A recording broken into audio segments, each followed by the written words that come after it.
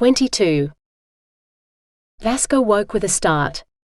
It took him a moment to realize that the soft weight on top of him was merely the bed coverings, and not Dockia's dead body. He wasn't sure which nightmares were worse, the ones in the heat of battle or the ones from the night his village burned. He hoped he hadn't woken the princesses by crying out. He rose and padded to the door to their bedchamber, pressing his ear to the closed door. Silence greeted him, they were surely asleep. Sighing in relief, he crossed to the narrow window and took a deep breath of the cool night air, hoping it would clear his head. But the view from the window made his breath catch in his throat. A flotilla of small boats, like a flock of swans, drifted across the lake toward the misty island in the middle. Moonlight glistened on silk and he realized what he was seeing. In each boat sat a princess, wearing a shimmering silk gown and, he didn't doubt, a pair of matching slippers that would be danced to pieces by morning. He shouted, but no one seemed to hear him. He had to follow them. Vasco dashed for the door to the passage, only to find it barred from the outside. He was locked in. But if he was locked in, surely they had been too. There must be another way out, through their bedchamber perhaps. He tried that door, but it was locked too. He hammered on it, then threw his weight against the timber, over and over again. He had to follow them. His very life depended on it. He heard the scrape of a bolt and the door cracked open.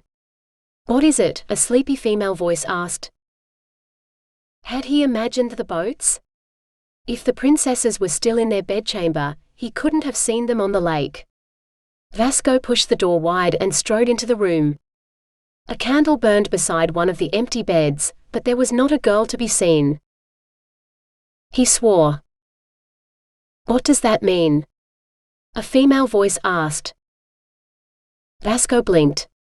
Beside the door stood Bianca, wearing nothing but a thin shift, as if she'd been roused from her bed. Shame welled up as he realized he'd been the one to wake her in his panic. "Forgive me, princess," he said awkwardly. "I had a bad dream, and then I thought I saw something on the lake." "On the lake?" Princess Bianca crossed to the window beside his bed and peered out. "I don't see anything." Vasco looked over her shoulder. The boats had reached the mist, which hid them from view. Yet he knew what he'd seen. "Maybe I dreamed that too," he admitted. "When I had troubling dreams as a child, my mother would have one of the maids bring me milk to drink. Ice cold from the cellars." Bianca smiled at the memory. "I can send for some if you like." Vasco shook his head. "The door is bolted. We are locked in. Though how your sisters managed to get out, I don't know." He wanted to ask her what she knew, but he already felt embarrassed enough. Interrogating a princess was hardly the way to behave, after he had woken her so rudely. "Wine then?" she asked, offering the jug.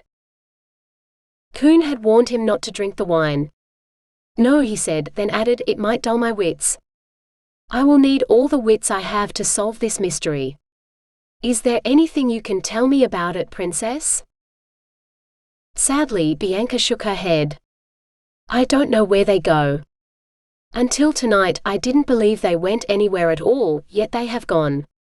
And tomorrow there will be a pile of shoes on the threshold of our room for me to trip over." Vasco managed a smile. "A graceful princess like yourself would never do something so clumsy." Bianca laughed so hard she had to sit down. "I am many things, but graceful isn't one of them. As you will soon find out if you spend much time with me." "I have only 3 days," he replied. 3 days left to live, unless he found a way to follow the princesses across the lake. But he didn't tell Bianca that, for he would sound like a whining coward, when he was neither. If he would die for his failure, so be it. She sighed. "So you do." She glanced up. "Perhaps tomorrow night you should hide in our bedchamber, so you can see where they go. Wearing your new cloak, you will be invisible in the shadows." She reached out to touch the wool cloak Coon had given him. In fact, her words echoed Coon's almost exactly. Yet she looked the polar opposite of the old witch. Where Coon wore so many layers of clothing she appeared shapeless, Bianca wore a thin shift that clung to her curves even as it concealed them but barely. She truly was the most beautiful woman he had ever seen, and in the moonlight shining through the window, she seemed infused with a kind of magic that turned her from a woman into a goddess. The kind armies would die for. Yet she was still a woman as much as he was a man. Increasingly aware of how little clothing they wore and how much his body desired her, he forced himself to shut down all such thoughts. She was a princess, which made her untouchable by one such as him. That she spoke to him at all was an honor he did not deserve. Perhaps I will. It's too late for that tonight though. It appears our birds have flown, he said. He bowed. I am sorry I woke you, princess. It will not happen again. She rose, unwittingly giving him a glimpse down the front of her shift before she straightened. Vasco had to close his eyes, but it was too late. Those creamy breasts would haunt his dreams until the day he died. In 3 days. Pleasant dreams, Vasco, she said. He didn't reply. 23. Day dawned and Bianca rose with the sun, as usual. Her sisters had returned and they were sound asleep, having left the usual pile of shoes before the door, which she stepped over carefully. She didn't want to trip and wake Vasco. When she reached the receiving room, she found his bed empty and the outer door ajar.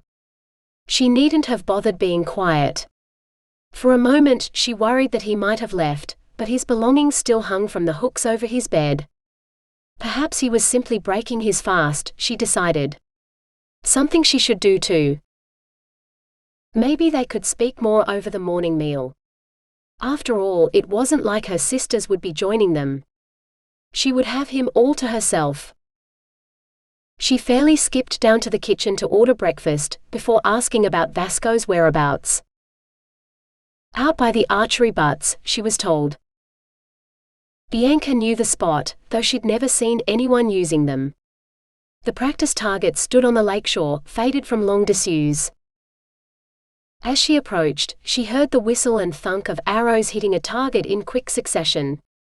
It wasn't until she stepped out onto the sand that she realized how good a marksman he was. The targets were at least 100 yards away, maybe more, yet he never missed. In fact, one target was peppered with so many arrows it had split in two, and the one beside it looked dangerously close to sharing its fate. You are an exceptional shot, Vasco. Wherever did you learn to shoot? She called. The next arrow sheared off into the water as Vasco started in surprise. He recovered quickly. Good morning, princess. My father taught me to shoot a bow when I was a small boy, and it became a part of daily training when I joined the army. An infantryman who cannot shoot becomes a target for those who can. He winced as if at a painful memory. From seeing how well you shoot, I imagine you have killed many men with your well-placed arrows, Bianca said. Vasco sighed. Then you imagine wrong. He set down his bow and trudged out of earshot to retrieve his arrows. He took his time as though he hoped she might grow bored and leave, but she had learned early in her life that boredom was best chased away by a busy mind when it belonged to a girl in a harem, lest she go completely mad at the tedium of her own life. Some of her father's wives and concubines had succumbed to madness and taken their own lives, she knew, though her mother had considered her too young to hear of such things. Watching him walk away from her, Bianca realized he limped, favoring his left leg. For all her days of watching him, she'd never seen him limping before. When he returned with his arms full of arrows, she asked, Did you fall from the roof and injure yourself while you were fixing Coon's house? Vasco frowned. No, I did not.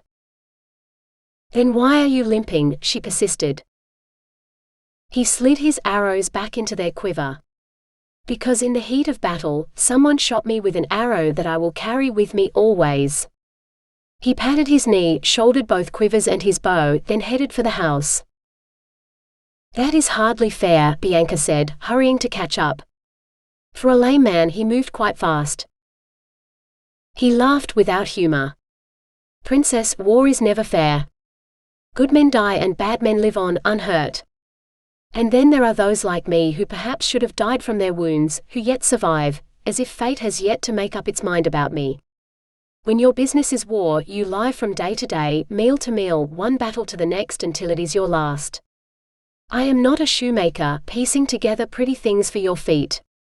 My job was to destroy men and lives and property, whatever got in my commander's way. Perhaps I am no longer a good man at all, but a bad one, after all the things I have done. No. She refused to believe it. You built Kuhn a new barn and rebuilt her house. That is not destruction.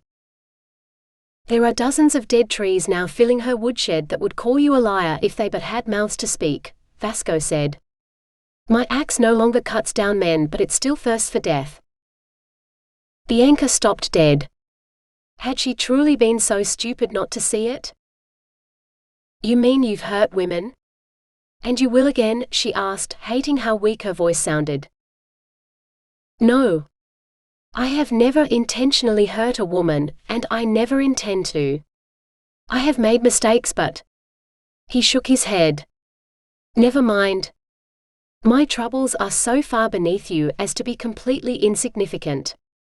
Please forget I said it. He redoubled his pace back to the house. What was her name? Bianca demanded. The woman who was hurt because of your mistake? Vasco stopped so suddenly she almost ran into him. He whirled on the spot, eyeing her as if sizing her up. Eudokia. If she had lived, she would be my wife. Bianca's heart ached for him. I am sorry for your loss, she said carefully. I hope she sees the honor you do your family now that she walks among the ancestors. Vasco's mouth twisted into a wry smile. Given her memory disturbs my sleep and drives me to practice shooting even when I no longer have anyone to shoot at, perhaps the honor belongs to her. She was a good girl and a kind one, who did not deserve to die the way she did. How did she die? Bianca ventured. Horribly. Painfully.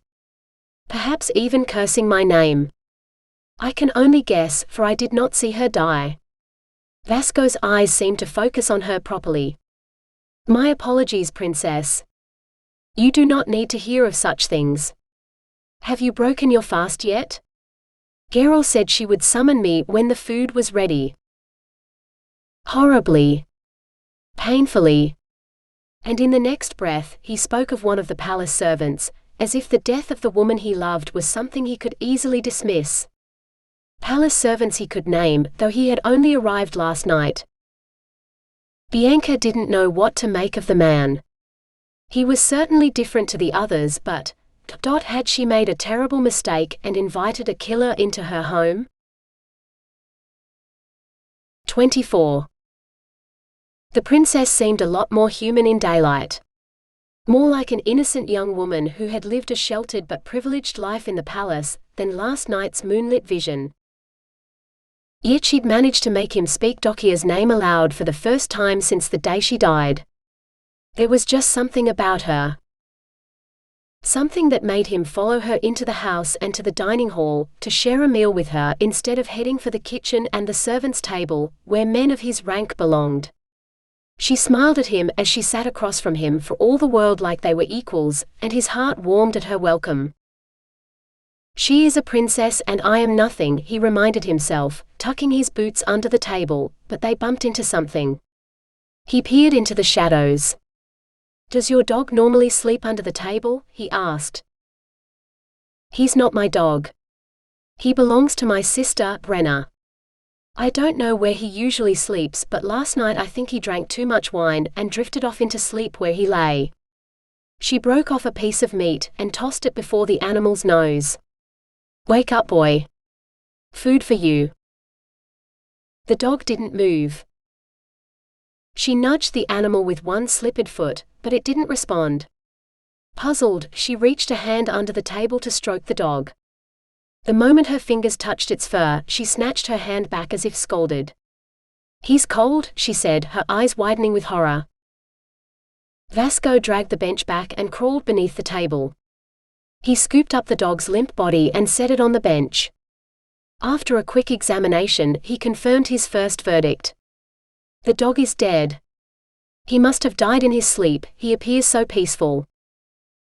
A tear slid down Bianca's cheek as she shook her head. "Oh, I told Brenner wine was bad for dogs. He drank too much and it poisoned him, I know it." Poison. The thought chilled him to the bone. Poison was a woman's weapon, like an axe was his. "I've seen men die from drinking too much liquor. This looks like some other poison." "But who would poison a defenseless dog?" the princess whispered. "It makes no sense." "Perhaps the dog wasn't the intended victim," Vasco said gravely. "What did he eat last night?" "I don't know," she said tearfully. "I only know he drank the wine before he fell asleep." The wine. Wine one of the girls had poured into his cup, before he bumped her and spilled it on the floor. No wonder Kuhn had told him not to drink the wine if it was poisoned. "Who drank the wine last night?" he demanded. Bianca stared at him. "None of us. I mean, we do not. The wine is Cousin Fa's, from the cellars. Only at very special celebrations do we have wine, but it's not the same. Ours is lighter and sweeter and—" Vasco huffed out a breath at his own stupidity. He drunk poisoned wine despite Kuhn's warning. He was lucky to be alive. "So just me and the dog, HM?" Bianca's mouth dropped open. "You don't think—" She looked genuinely horrified. Either she was very good at looking innocent, or she hadn't known about the poison. She hadn't fetched or poured the wine though, that had been one of her sisters. One of the same sisters who had disappeared across the lake last night. Bianca's thoughts seemed to be traveling along the same path as his own. "No, Hazel would not poison your wine. She taps it from the same barrel in the cellar. I have done it myself. It is Cousin Fa's strongest vintage and it helps one sleep," Hazel says. "If there is poison in the wine, then it is in the barrel." Vasco said nothing. "I'll take you down there and show you the barrel myself," Bianca insisted. She marched to the door then turned. "Are you coming?" For a moment, he had forgotten that this pretty princess was the daughter of a king. A king whose desire for conquest was the reason half the world was at war. Bemused, he rose to his feet. "Of course, princess." As he followed her into the cellars, it dawned on him that if she were to order his death, he would perish. The Lord Steward might hold more power than Vasco himself would ever possess, but Princess Bianca was one of the 12 mistresses of this palace. He could always ask one of her sisters about the wine, but Kuhn had told him to ask Bianca for help if he ran into trouble. None of the others. Vasco shook his head in an attempt to clear it. Solving mysteries and playing politics were tasks for a noble courtier, not a farm boy turned soldier. If he survived the next 3 days, he'd beg the king for a job as a simple guardsman. One who manned the gate or the wall and did as he was told. "That barrel." Bianca pointed. Vasco hid a smile. The princess couldn't tell one cask from another. The hogshead she indicated stood out among the massive tons filling the rest of the wine cellar, for it was the only cask of its size in the place. He found a bowl and filled it with wine. Cautiously he sniffed it, but it smelled of wine. He wasn't sure what poison smelled or tasted like. All he knew was that it could kill. "Are there rats in this cellar?" he asked. Bianca's eyes grew wide. "Rats?" She edged toward the steps. "Ah, yes." He'd forgotten how much rats had frightened the women of his village. He'd only ever brought one home as a pet, and his mother had screamed herself hoarse. "All cellars have rats," he said with what he hoped was an air of authority. He hoped he was right too. "We'll leave this bowl out for them and come back this evening." If the wine is poisoned, then we will know. Bianca bit her lip and nodded. Vasco let out a breath he hadn't known he was holding. By the ancestors, he was truly stumbling in the dark now. He followed Bianca up into the palace proper, where they were met by Revel. "Is there anything you wanted, mistress?" she asked Bianca. Bianca glanced at Vasco, then said, "We were looking for the Lord Steward's wine." Revel smiled. "Most of the wine in this cellar is his. He drinks only wine with the goo mark." She touched the brush marks on the lid of the nearest tun. "Like this." Vasco traced the lines that made up the complicated symbol until he thought he could recognize it. He spotted it on several other casks, while others bore other marks he didn't know, but when he reached the hogshead, he found no mark at all. Only a bird, branded into the lid. "So the Lord Steward doesn't drink from this cask?" Vasco asked. Revel peered at it. "No. I have never served that to anyone." Vasco wanted to ask more, but Bianca's cold voice silenced him. "Thank you. You may go," Bianca said, waving the serving girl away. Revel bobbed on the spot and hurried off. When the maid was out of sight, Bianca's regal stance slumped. "This is the wine my sisters told me to fetch for the men who seek to solve the shoe mystery. They believe they were siphoning it from Cousin Fa's private supplies. But if it is poisoned and all those men have been drinking it, what happened to them?" 3 days. 3 days was all they had before. "They died, princess." She clapped her hands to her mouth. "No. Surely not. They leave. They leave the palace, never to return." Her eyes begged him to take the words back. "They die because they failed. As will I." He wanted to reassure her with all his being, but he could not lie to her. "The Lord Steward said I have 3 days to solve your mystery, or I die. Whether they died by poison or something else, it won't change the result. Men are dying to protect your sister's secret. Is it worth their lives, princess?" "No," she whispered, tears running down her cheeks. "So tell me where they go," he said. She shook her head. "I can't. Ancestors help me, Vasco, but I cannot tell you what I do not know." She broke into a run, dashing up the steps and away. Vasco was tempted to follow her, but he resisted. If she wanted him, she could send a servant to summon him, and he would obey. Or he could wait until tonight, don his new cloak, and hide in the princess's bedchamber. When they opened their secret entrance, he would follow them across the lake, and uncover their secret. His life depended on it. 25. Bianca walked the lake trails without seeing them, her mind roiling with more and more terrible possibilities. Her sisters were poisoning people. The adventurers they'd sneered at might have been fools, but that didn't mean they deserved to die for it. Brenna would be heartbroken when she learned of her dog's death. Vasco would die if Bianca didn't help him.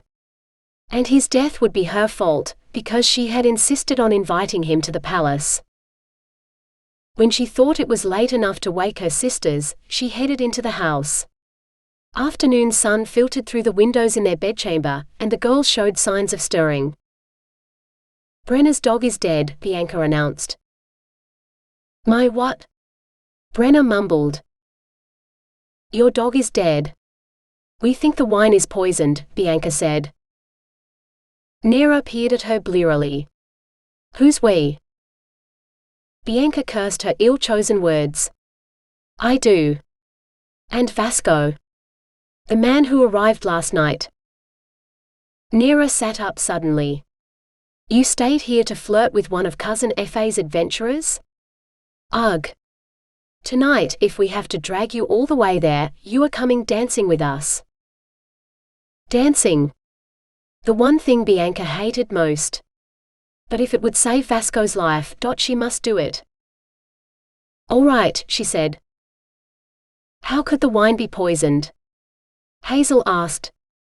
I took it from the barrel myself. No one touched it but me. You don't think that I tried to kill Brenner's dog, do you? Of course not, Bianca said. If anything, the whole barrel is poisoned. Then why hasn't Cousin Fa expired yet? Aruna grumbled. He doesn't drink from that barrel. I checked with the servants. The wine we've been giving those poor fools was poisoned, Bianca said. But it hasn't killed any of them, Hazel objected. They drink it down like it was water, and you can hear them snoring all night. Only Brenner's dear little dog has died. Perhaps it is only deadly to dogs. Bianca doubted it, but, perhaps, she admitted. Best not to argue with her sisters now. Not when she would soon have to betray them to save a man's life. 26. When he heard the babble of female voices approaching, Vasco's courage failed.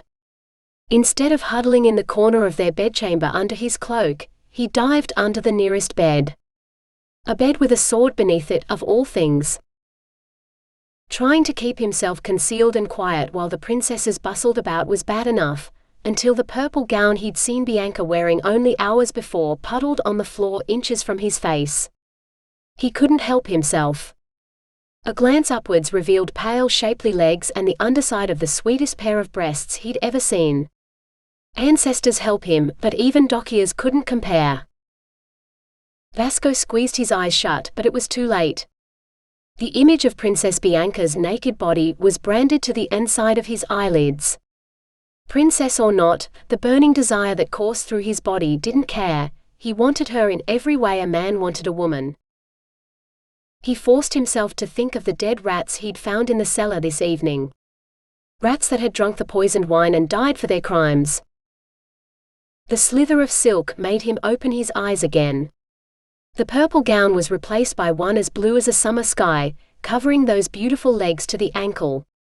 A pair of matching slippers embroidered in gold so pale it matched her hair slapped to the floor.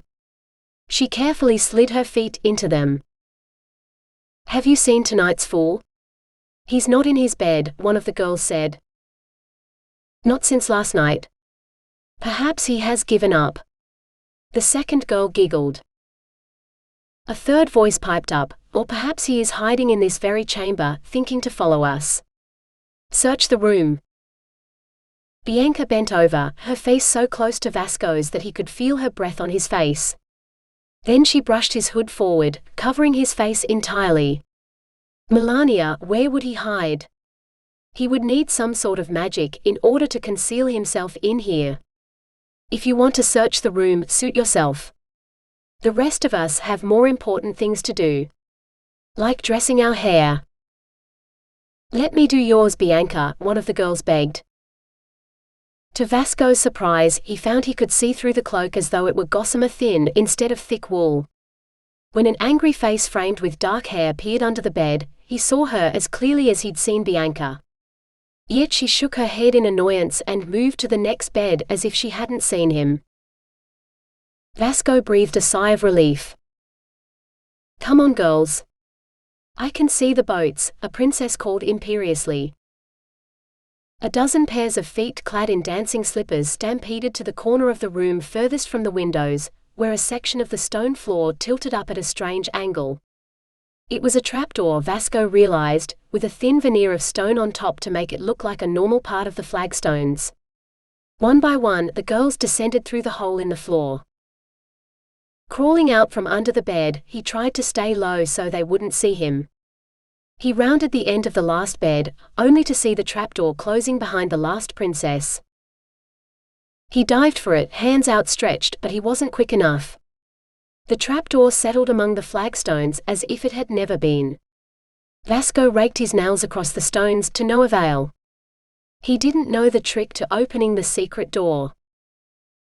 He sat back on his heels, anger and despair warring within him. He should have been faster. Now he would waste another night. As if by magic, the trapdoor rose. What are you doing? Melania's voice demanded. I forgot my fan, Bianca said. That was all the warning Vasco got before the trapdoor was thrown open and she burst out of the hole in the floor. She raced past him as if she couldn't see him, presumably in search of her fan. Vasco took his chance and propelled himself through the hole in the floor. Rough steps had been cut into the stone, leading down into the darkness. With one hand on the damp stone wall, he followed them down to where he could see a light flickering. One of the princesses held a torch aloft, her face scrunched up in annoyance. "Do we have to wait for her?" the dark-haired girl Melania asked. Another girl put a hand on her shoulder. "Yes, we do. It will take all of us to break the curse. Without her, we are only 11. The spell calls for 12 princesses to free the 12 princes. Any fewer and they will still be trapped." Melania grumbled something under her breath, then fell silent. "I'm coming," Bianca called from above. All eyes suddenly turned toward Vasco, too quickly for him to hide, yet none of the girls reacted to the sight of him. They continued to stare expectantly at the steps behind him. Figuring that the torch had blinded them so much that they couldn't see him, Vasco relaxed. It was only a moment before Bianca came down the steps, painted fan in one hand and a candle in the other. She walked to his side so close she brushed his cloak and waved the fan at her sisters. "See? I told you I would be quick. Ooh, are those the boats?" As one, the girls turned away from her to stare at the lake. Vasco couldn't believe none of the girls had seen him. Not even Bianca, and she touched him. Perhaps the cloak truly did make him invisible, like Kuhn had said. Still, it wouldn't do to be reckless. He waited for Bianca and her candle to lead the way before he followed, several steps behind. The stone path was uneven and he stumbled frequently, wishing he dared to walk closer to the light she held. If only the world were a different place, where a soldier could walk arm in arm with a princess as equals. But it was not to be. His distraction was almost his undoing. The path curved, but he had not seen it, and he fell headlong over a pile of rocks. The cloak's hood slipped from his head. A moment later, Bianca cried out, "My light!" The candle rolled down the path toward Vasco. Impossibly, the flame hadn't been extinguished. Which meant that if Bianca came chasing it, she would spot him instantly. Vasco forced himself to his feet, pulling the cloak closed around him once more, as the candle came to a stop where he had lain only moments before. He edged along the path, which was scarcely wide enough for one, let alone two. Bianca rounded the corner, too intent on her candle to notice her cloak brushing against his. Vasco experienced a mad desire to reach out and wrap his arms around her, bringing her body against his, and then what? She would hardly consent to a kiss. He clenched his hands at his sides to stop himself from doing something else stupid. "Must hurry, don't want to miss the boat," she murmured to herself as she passed. Though he was certain the words weren't for him, Vasco obeyed them anyway, stumbling down the path to reach the other girls. More confident in his invisibility, he dared to stand closer than before. "What is she doing? They are almost here," Melania muttered. Vasco followed the girl's gaze to the lake. The same boats he had seen vanish into the mist the previous night now approached the shore. A lantern hung at one end, while a dark-cloaked figure poled the boat at the other end.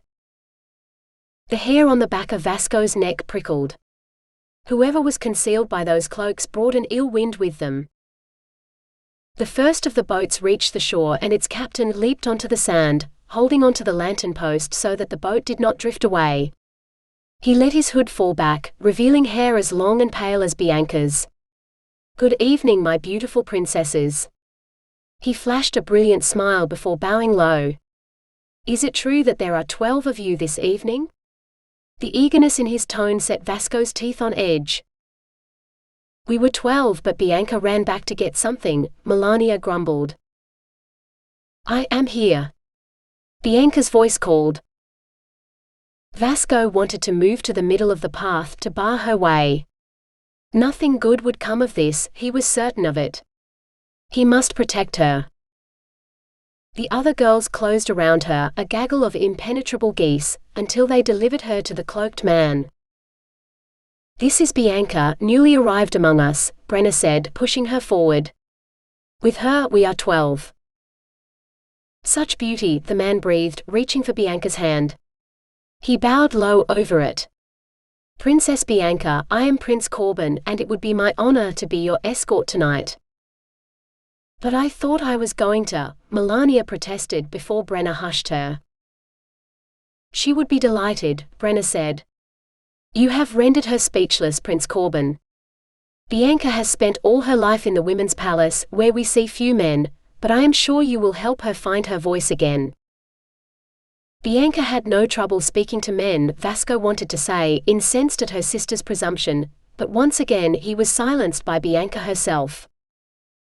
"I thank you, sir," she said, accepting his assistance into the boat.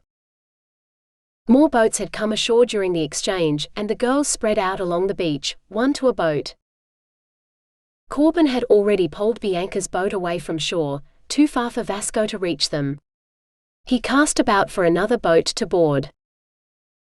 "You'll do as you're told," Brenna hissed as she shoved Melania toward one of the boats. "Prince Fiacre is just as handsome as his brother. You should consider yourself lucky to have a suitor at all. Why, your mother was a slave before my father took her for a concubine." While Melania struggled and whined about her mother, Vasco crept into the boat Brenna evidently had in mind for the irritating girl. The cloaked man who stood beside it, Fiacre, Vasco presumed, only had eyes for Melania. The hunger in his gaze made Vasco feel queasy. At a nod from Brenna, Fiacre seized the slight girl and deposited her in the boat, narrowly missing Vasco. Fiacre stepped aboard after her and quickly poled the boat out into deeper water.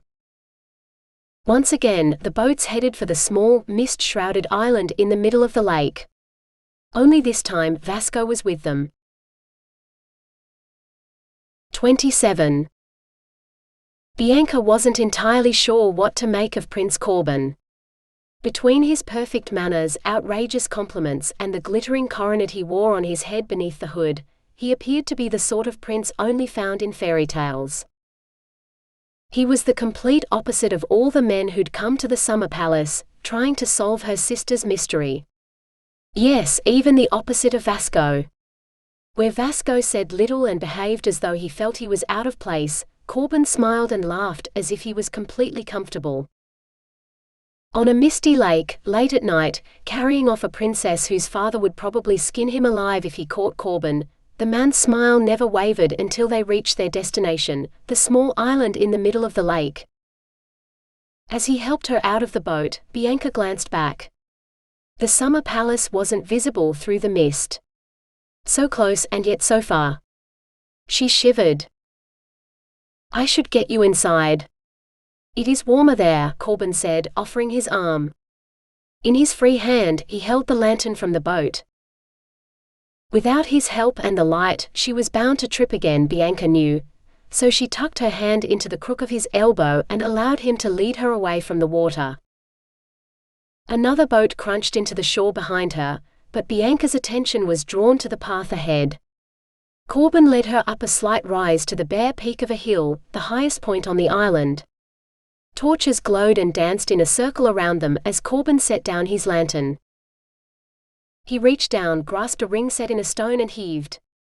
It came up easily, tilting up to reveal that the slice of rock was fixed to a wooden trapdoor, the twin of the one in her bedchamber.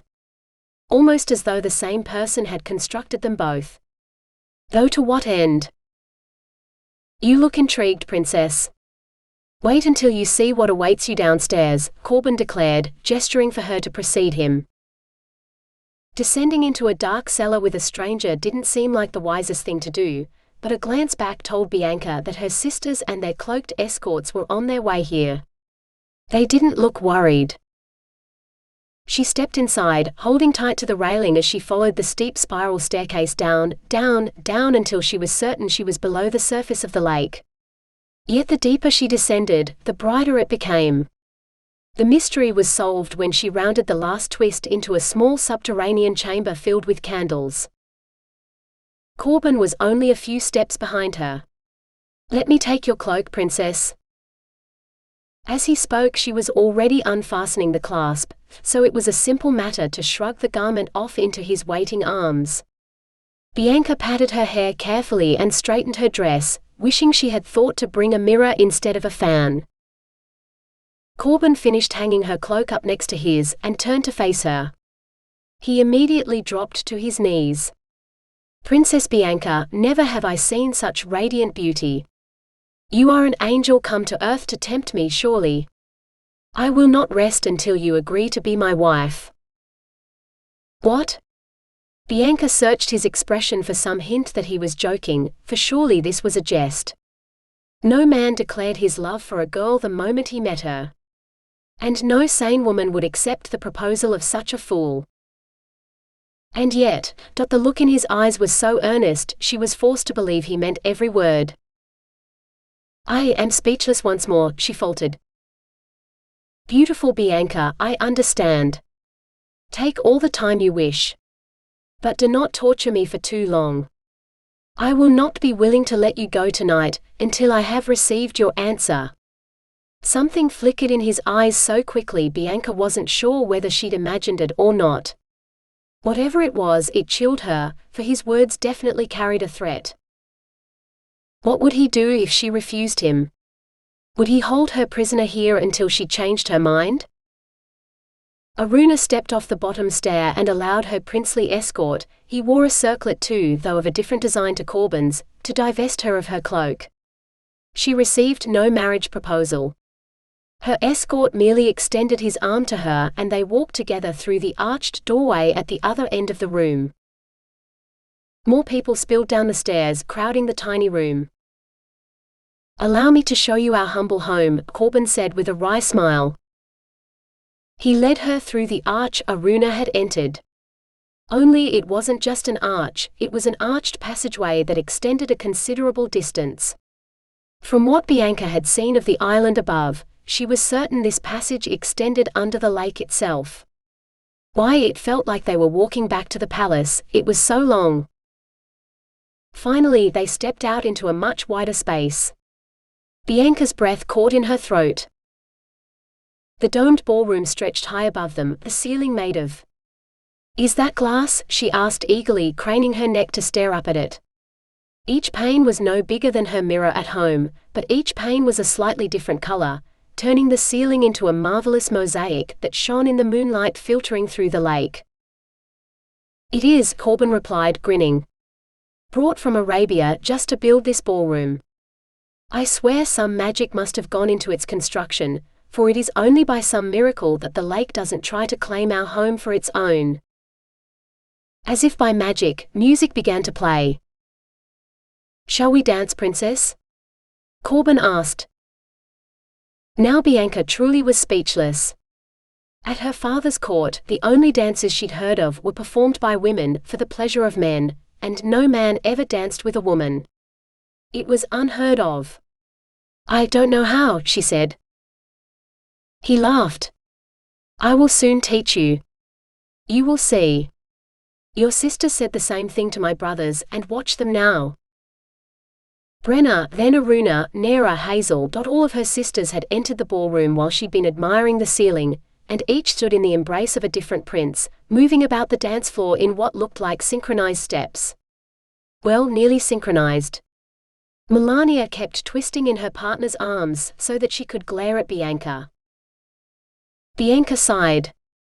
She hoped when Corbin lost patience with her for her lack of dancing skills, he would rescind his marriage proposal and consent to let her go home. 28. "Something pulled on my cloak, I swear it," Nera cried. Vasco swore under his breath and lifted his foot off her cloak. If she hadn't let it trail on the ground behind her, he would not have trodden on it. "You must have caught it on a branch or something," Brenna advised her. Even though she looked in Vasco's direction, he was certain she could not see him. None of the girls could, and none of their mysterious princes either. Nera seemed satisfied by Brenna's explanation, but it drew Vasco's attention to the well-worn path at their feet, which had no branches to catch anyone's clothes, and the trees that grew on either side. Their leaves shone silver in the moonlight, as though made of metal and not living wood. He hadn't seen any such trees when he was cutting timber for Coon's cottage. Without thinking, he broke off a small branch so that he might study it later, in daylight. "What was that?" Hazel whispered. "I heard something crack." "Someone stepped on a stick is all," Brenna replied. "Why, I think I felt one crunch under my shoe just a moment ago." One by one, the young couples disappeared into a hole at the top of the hill. Fortunately for Vasco, the last one left the trapdoor open, so he climbed in after them. At the bottom of the stairs, they were too preoccupied with uncloaking and flirting to notice him slipping through the crowd, though he brushed against more than one person on his way through. He passed through the passage, marveling that he cast no shadow. He truly was invisible. More confident now, he strode into the ballroom, keeping close to the walls. He watched Bianca talking and laughing with the prince as easily as she'd done with him that morning. What he didn't like was the adoration in the prince's eyes, burning brighter every moment he spent with her. When the prince asked her to dance and actually dared to hold her in his arms, Vasco felt his fury rise. How dare any man put his hands on her? He wasn't worthy to touch her. Even as he started forward to yank the man away from her, Vasco's own mind ventured a traitorous thought: why couldn't a prince touch a princess? Vasco might not be worthy of her, but she belonged with a prince, a man of her own rank. Reluctantly, he shrank back against the wall, forcing himself to watch but not interfere. Even if it killed him. After some time dancing, the prince led Bianca to a table where food and wine was laid out. He poured the wine into what looked like a golden goblet, before handing it to her. After last night's poisoned wine, he wanted to leap forward and dash the cup from her hands, but she simply sipped from it and smiled. Vasco crept closer, in order to hear their conversation. Another couple joined them before he could reach them. "So how are you two getting along?" Brenna asked as her prince poured her wine. "I don't think I have ever done so much dancing in my life," Bianca said. "She dances as well on the dance floor as she does around my heart. I have made her an offer of marriage, but she will not give me an answer." Corbin gave a melancholy sigh. Vasco's heart stuttered. Surely he hadn't heard correctly. The prince had proposed to marry her? "You will say yes, won't you?" Brenna implored. "We have all agreed to marry one of the princes. Once you accept Corbin, that will be all of us." She beamed. Bianca lowered her gaze. "But I scarcely know him." Vasco's heart began to beat again. The man might have asked, but her heart was still her own. Brenna grabbed Bianca's arm. "I think we need some air." "Excuse us, sirs." She dragged her sister across the room toward the stairs. Vasco took a step away from the table, intending to follow the princesses. "So will she do it?" Brenna's prince asked Corbin. "By the time I am done seducing her, of course she will," Corbin said easily, pouring himself some wine. "She'll make a sweet wife, that one. I'll enjoy the wedding night." The other prince laughed. "I wager Fiacre won't. He will not forgive you for foisting the slave's daughter on him while you kept the jewel for yourself." Corbin drained his cup. "You know, you might be right, Raven. I know we only need them for one night to break the curse, but I might just keep that one. She'd make a fine mistress of Beacon Isle." Raven laughed even harder. "I'll wager you tire of her in a week, or you'll give her to Fiacre to silence his complaints. By the time we reach Beacon Isle, we'll have all had her so many times she won't be able to close her legs. She won't be fit for a whorehouse, let alone our father's house." Corbin shrugged. "Mayhap you're right. Who cares? The curse will be broken, and there are more women in the world than we could bed in a lifetime." He reached for Bianca's goblet, which she'd left on the table, and downed the contents. Wiping his mouth with the back of his hand, he added, "But the next woman I bed will be that one. Tomorrow, if I am any judge. Come, let's go find them. I must have her answer." "Let it be no," Vasco prayed. Bianca deserved better. A prince he might be, but he and his brothers were kin to toads, not kings, if they thought to treat her that way. She was far too precious to be thrown away on such men who were so far beneath her, they did not deserve to even look at her. He snatched up the empty goblet and tucked it under his cloak with the tree branch. This would end tonight. Vasco marched through the dancers, taking the stairs two at a time in his hurry to leave. Choosing the nearest boat, he jumped in and poled himself back through the mists to shore. Dawn was whispering her way into the sky already, but the sun wasn't up yet. When he reached the beach, he leaped onto the sand and shoved the boat back out onto the lake. If he was lucky, the princes would assume it had drifted away on its own. Only when he was outside the palace proper did he remove his cloak, using it to wrap the goblet and branch as he strode to the Lord Steward's chambers. He had solved the mystery of the princess's shoes, and it was far more sinister than he'd thought. 29. Brenna didn't release Bianca's arm until they'd reached the surface. "What are you thinking?" Brenna hissed. Bianca folded her arms across her chest. "I'm thinking of my future. I don't know that man." "Who cares? Do you think our father would let you get to know a man if he promised you in marriage?" Still, Bianca didn't budge. "If he intended to use us to forge a marriage alliance, we wouldn't be here. We'd be in the women's palace still, under the queen's watchful eyes. He sent us here to become spinsters. He will never let us marry. So take your life in your own hands. Now you have a chance to make your own choices. To marry, have children. Don't you want children?" Brenna demanded. "Or do you want to have a succession of dogs that die too soon?" She swiped at her tears. "I'm sorry about your dog, Brenna, and yes, I would like to marry and have children," Bianca said carefully. But what? Corbin was everything a prince should be. Charming, courteous, handsome even. She could do worse. "You have known the freedom of the summer palace for many months. I have scarcely tasted it in my few weeks here. Why, this is my first night dancing with all of you. I would like a little more time," she finished. Brenna closed her eyes. "I understand. Truly I do. But you must understand that there is far more at stake. At any time, our father might recall one of us back to the palace, to marry the man he chooses. And the princes themselves, they are cursed and they suffer so. They are confined to these chambers during daylight hours, only venturing out at night under the light of the moon. They need our help to break the curse. All of our help. There are 12 princes and 12 of us. In order to break the curse, they must each find a maiden willing to pledge her love and life to them. All at the same time. Only then will they be free." Bianca couldn't seem to close her mouth. "Why didn't you tell me this earlier?" she demanded. "The princes are prisoners?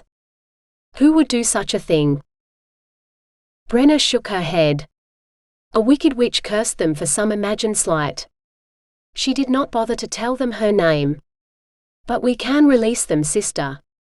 And take them as husbands. Princes, our father cannot object when we marry princes. Tell me you will accept his offer, Bianca. All of our futures depend on it." Bianca turned away, not wanting Brenna to see how torn she was. On the one hand sat Corbin and his brothers, trapped by a terrible curse that she alone had the power to free them from. Yet on the other hand stood Vasco, who would die if he did not share the secret of the princes with cousin Fa. She bowed her head. "Very well. I shall marry Prince Corbin." "Did you hear that? She says yes." Bianca whirled to find Corbin and one of his brothers only a few yards away. She and Brenna were led back into the ballroom, where Corbin announced what he'd overheard to everyone, prince and princess alike. A rousing cheer erupted, and Bianca began to believe she had made the right choice. What was one man's life compared to the fate of a dozen men, not to mention her sisters? "Tomorrow we will be wed. What say you?"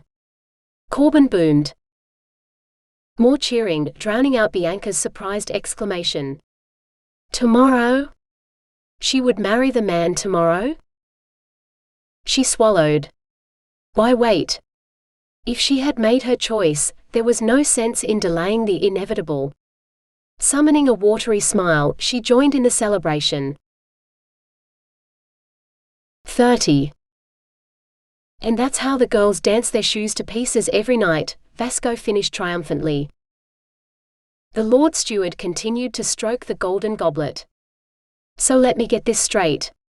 They have a secret trapdoor in their bedchamber, which is how they escape to the lake, where a pack of ruffians claiming to be princes carry them to a secret underground ballroom, where they dance all night until their shoes are destroyed.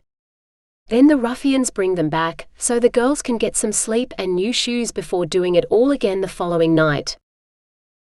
Vasco nodded. I think they mean to carry them off, but they haven't yet. I heard two of them talking, but I didn't hear enough to be certain. The Lord Steward rose, setting the cup on his desk. Very good, soldier. You have earned a reward. I shall send these with a note to the king this very morning. I will have a flagon of my best wine sent up to help you sleep, for I am sure you need rest. Vasco tried and failed to smother a yawn. Yes. He gave a perfunctory bow and left the Lord Steward's chambers. He limped all the way up to his pallet and struggled to remove his boots so he could sleep. Gentle laughter made him look up. Geralt stood in the princess's audience chamber, holding what Vasco presumed was the promised flagon. I can help you if you wish. Vasco grunted and with one final effort managed to pull off one boot. The other took even longer. He stared longingly at the flagon. What's in it? Geralt set his boots neatly side by side at the end of his bed, then smoothed the folds of his cloak as she hung it on its customary hook. Wine from the hogshead you were so interested in yesterday morning. Vasco had almost managed to lie down, but he shot up again. The one with the crow? Geralt wrinkled her nose. The one with a bowl of dead rats in front of it. Vasco swore, then apologized. Why did you draw the wine from that cask and not one of the others? Lord Steward's orders. Otherwise I would have chosen any cask but the one with the rats. Absently he thanked her and dismissed her. Did the Lord Steward know it was poisoned? And if he did, why would he want to poison Vasco, after he'd finally solved the mystery? Movement outside caught his eye. Vasco crept to the window, peering out carefully so that he could see without being seen. On the beach, he saw the Lord Steward standing by the water's edge. He drew something out of his pocket that glinted in the morning sun, then pitched it into the lake. The golden goblet flew in a glittering arc for a moment before it plopped into the depths. All thoughts of sleep fled. The Lord Steward wasn't sending anything to the king. Instead, he destroyed the evidence Vasco brought him and tried to poison him. Did he want the girls to be carried off by these mysterious princes to dishonor and who knew what else? Well, Vasco wouldn't let them. He might not be a prince or even a lord, but he knew where his duty lay. He had to protect the princesses, even if it cost him his life. Except, he didn't know how he could possibly do that now. He needed someone who understood intrigues and politics to tell him what to do. So he did the only thing he could think of. It was time to ask Princess Bianca for help. 31. It felt like Bianca's head had barely touched the pillow before she was awake again. Someone was calling her name. She said, hoping this was a dream. Princess Bianca, I'm sorry to wake you, but I need your help. Mistress Coon told me if I ran into trouble I must ask you. Please, Princess Bianca. Vasco's voice was far too earnest for this to be a dream. Give me a moment to dress. I shall meet you outside, she mumbled, prying her eyes open. The light streaming through the open door told her it was dawn. Ugh! She shouldn't have drunk so much wine last night. Surely it had only been 2 cups. Perhaps 3. Surely not 4 or 5. Her sisters had drunk more, she was certain of it. They would sleep for hours yet, while she had a promise to Coon to keep. The moment her feet touched the floor, she regretted it. Her head ached, but it was nothing to the tenderness of her feet. Dancing all night, dancing so much she wore through the soles of her shoes, was not something she ever wanted to do again. She'd taken her ruined shoes off in the boat, letting her feet soak in the surprisingly warm lake water, but the walk up to the palace from the lake had been tortuous. The path had been littered with so many sharp rocks, she feared her feet had been cut to ribbons. She would not be dancing tonight, that was for certain. Shielding her eyes from the far too bright light in the audience chamber, she could barely make out Vasco, silhouetted against the window. What is it? I followed you last night. I now know the answer to how you and your sisters dance your shoes to pieces every night, he said gravely. Good, she thought muzzily. Then she had no need to venture to the island or dance until dawn ever again. I brought back some items from the island, and showed them to the Lord Steward when I told him my story. Bianca nodded, then winced as the movement only made her head ache more. She'd wager Cousin Fa had been shocked by Vasco's discovery. Now he could claim the palace and his bride and... Bride! Her memories of last night threw up an image she'd forgotten until now. Tonight, there would be a wedding in the underwater ballroom. Someone called Corbin was going to be married, or was it one of her sisters? More than one, maybe. Bianca wished it weren't so foggy in her head. There'd been much celebration and cheering, hence the wine and... He promised to send the evidence with a note to the king, then gave me a flagon of wine before he threw all my evidence in the lake. It was poisoned wine. The Lord Steward doesn't want the mystery solved. He wants me dead and you and your sisters carried off to dishonor. I need your help to stop him. Vasco's words started to sink in, and Bianca stared at him. Surely she hadn't heard right.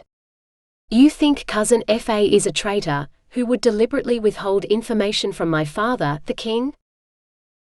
Vasco looked scared. Perhaps. That is why I need your help. If the Lord Steward is not to be trusted, the king will never know I solved his mystery, and you will be. Those princes have plans for you and your sisters, princess. They mean to use you to break some sort of curse, but they will discard you the moment the spell is broken. I know about the curse, she said absently. She did. She couldn't remember what she knew about it, but it certainly sounded familiar. It didn't matter, though. What mattered was saving Vasco's life. Vasco shouldn't die if he'd solved the mystery. He should present his case to the king in person. You must tell the king what you know. Vasco laughed mirthlessly. The king will not listen to a common soldier. Bianca knew he was right. Her father was a busy man. Then we must return to the island on the lake, and gather as much proof as we can. Bianca surprised herself by the vehemence in her tone. Thank you, princess. I will find us a boat. Vasco sketched a hasty bow and hurried away. And I will find the kitchens and some willow bark tea, she muttered to herself, vowing never to drink wine again. 32. Vasco asked a manservant whose name he did not know where he might find a boat. There is a whole fleet of pleasure boats in the boat shed usually, the man said, pointing. But the Lord Steward went out on the lake this morning. The boat he used should still be on the beach, as he hasn't asked me to put it away yet. Vasco thanked the man, offering to return the boat to the boat shed when he was finished with it. That way, no one would know when he and Bianca returned from their errand, or see what evidence they carried. Vasco trusted no one now except perhaps Geralt. Bianca, that remained to be seen. He paused by the kitchen to ask for a basket of provisions for the day. Geralt smiled broadly when she heard him ask for food and drink for two, but she didn't ask questions. Perhaps she already knew his partner in the day's activities would be Princess Bianca, and she fancied some sort of romance between the two of them. Vasco suppressed a snort. As though a princess would stoop so low as to fall in love with a soldier. He should be thankful she had agreed to help him at all. Her life depended on the outcome of today's expedition just as much as his did. He couldn't forget that. Still, that didn't mean she needed to put herself in danger. He could easily go to the island and return while she stayed in the safety of the palace. More than anything, he wanted to protect her. Lifting his chin and straightening his spine, he marched to the dining hall to tell her what he'd decided. "You should have some breakfast, Vasco," she greeted him, gesturing for him to sit down. Obediently he sat, and reached for some fruit. "I've been thinking, and it seems to me that it is too dangerous for a princess to be herring about across the lake. You should stay here, where you will be safe. Where the Lord Steward is cousin to the Queen, a woman who likes me so little, she exiled me out here? To a man who poisons people." She sipped from her cup and set it down. "It seems to me that I will be safer outside the palace than in it." "But," he began. She interrupted, "Last night seems like little more than a fever dream, with boats in the mist, charming fairy princes, and dancing until dawn. I need to see where it all happened in daylight, to know I did not dream it. I need the evidence of my eyes as much as you want items you can take to prove what you have seen." "But Princess Bianca..." She waved him into silence. "If we are to sneak around the island, I cannot be a princess today. I am merely Bee, as my mother liked to call me. Buzzing around, butting my head into matters that do not concern me. Though today they most certainly do concern me." Curiosity got the better of him. "What does your father call you?" Bianca sighed heavily. "I do not know. I'm not sure my father even knows my name. He has so many children, so many daughters, that I am just one in a multitude." She flashed a rueful smile. "So while you call me princess, the pampered daughter of a king, which I am, were anything to happen to me, I'm not sure my father would know or even care." "I would know, and I would care a great deal," Vasco said gravely. "Truly?" He nodded. "I have no right to give you orders, though I wish you would stay here. But if you will not, then it is my duty to go with you and protect you." She drained her cup and set it on the table. "I'm ready when you are. You might want your cloak though." Bianca winked. "It might be helpful for sneaking around." It sounded almost as though she knew its magical properties. Had Kuhn told her? Or had she glimpsed him last night and said nothing? "As you wish," he said. He rose, bowed, and went to retrieve his cloak.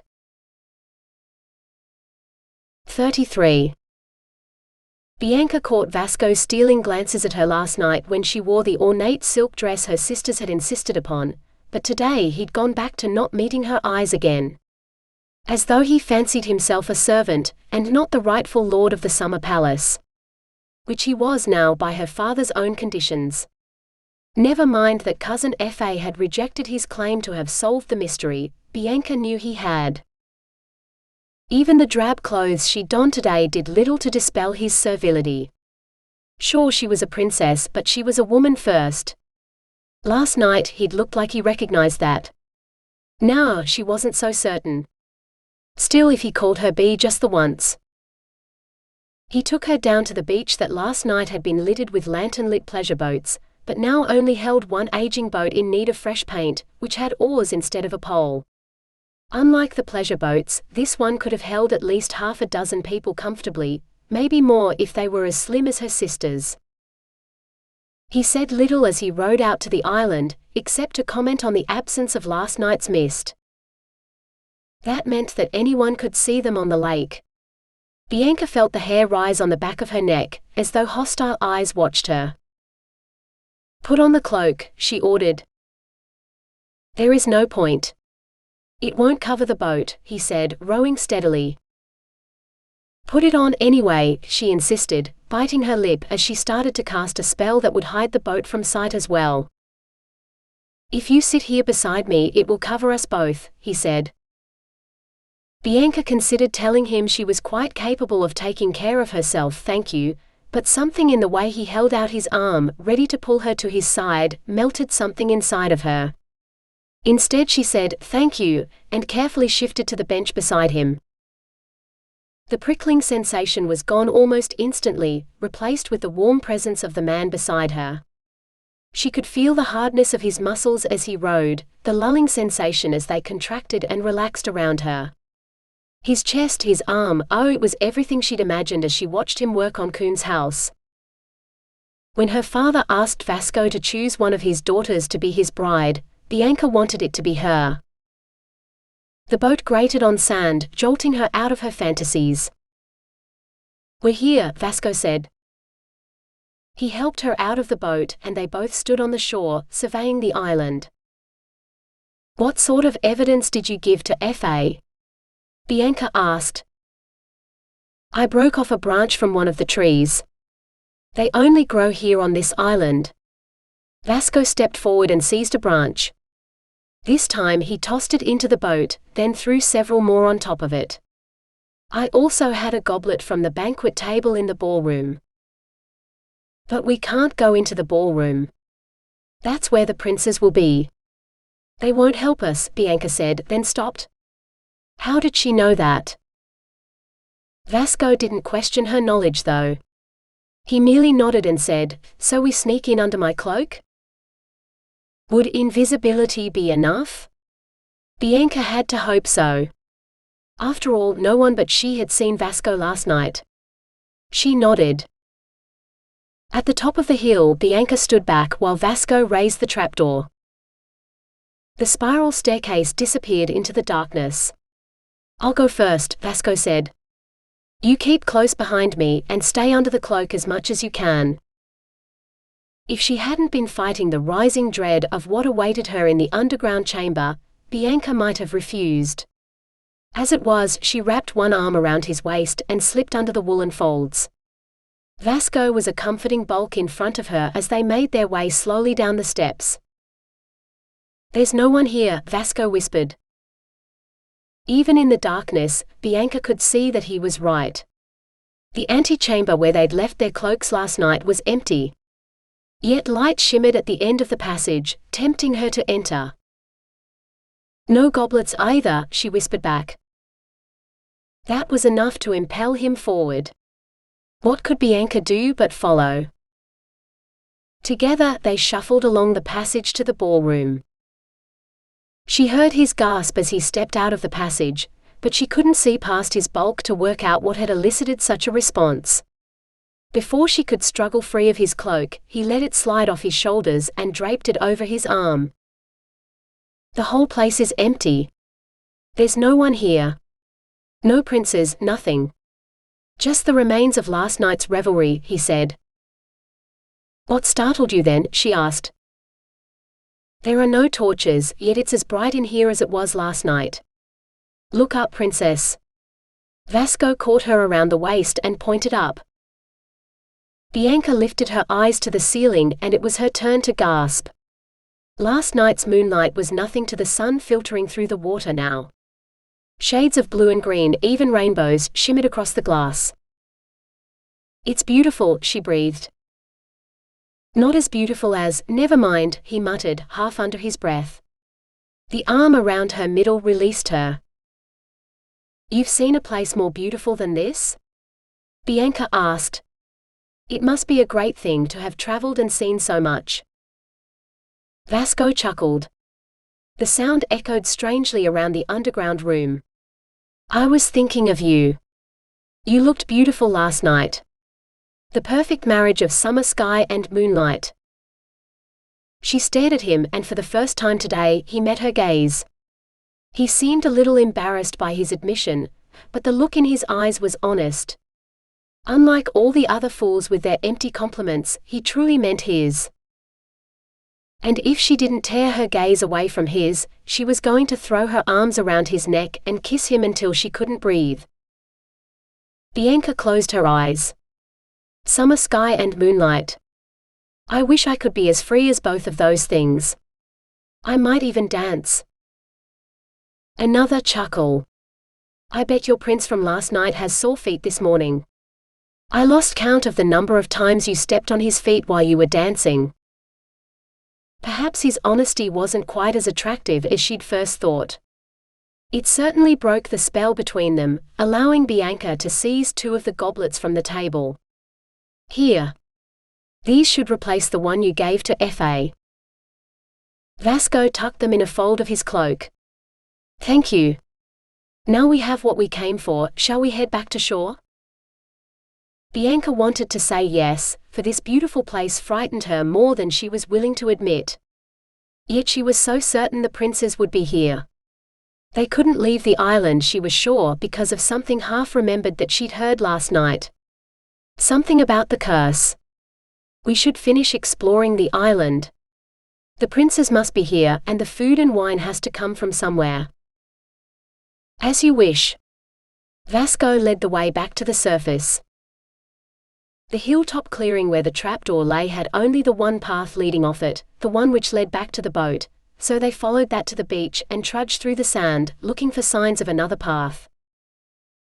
The beach ended in a collection of tumbled rocks, before they were a quarter of the way around the island. Vasco helped her climb up the slope.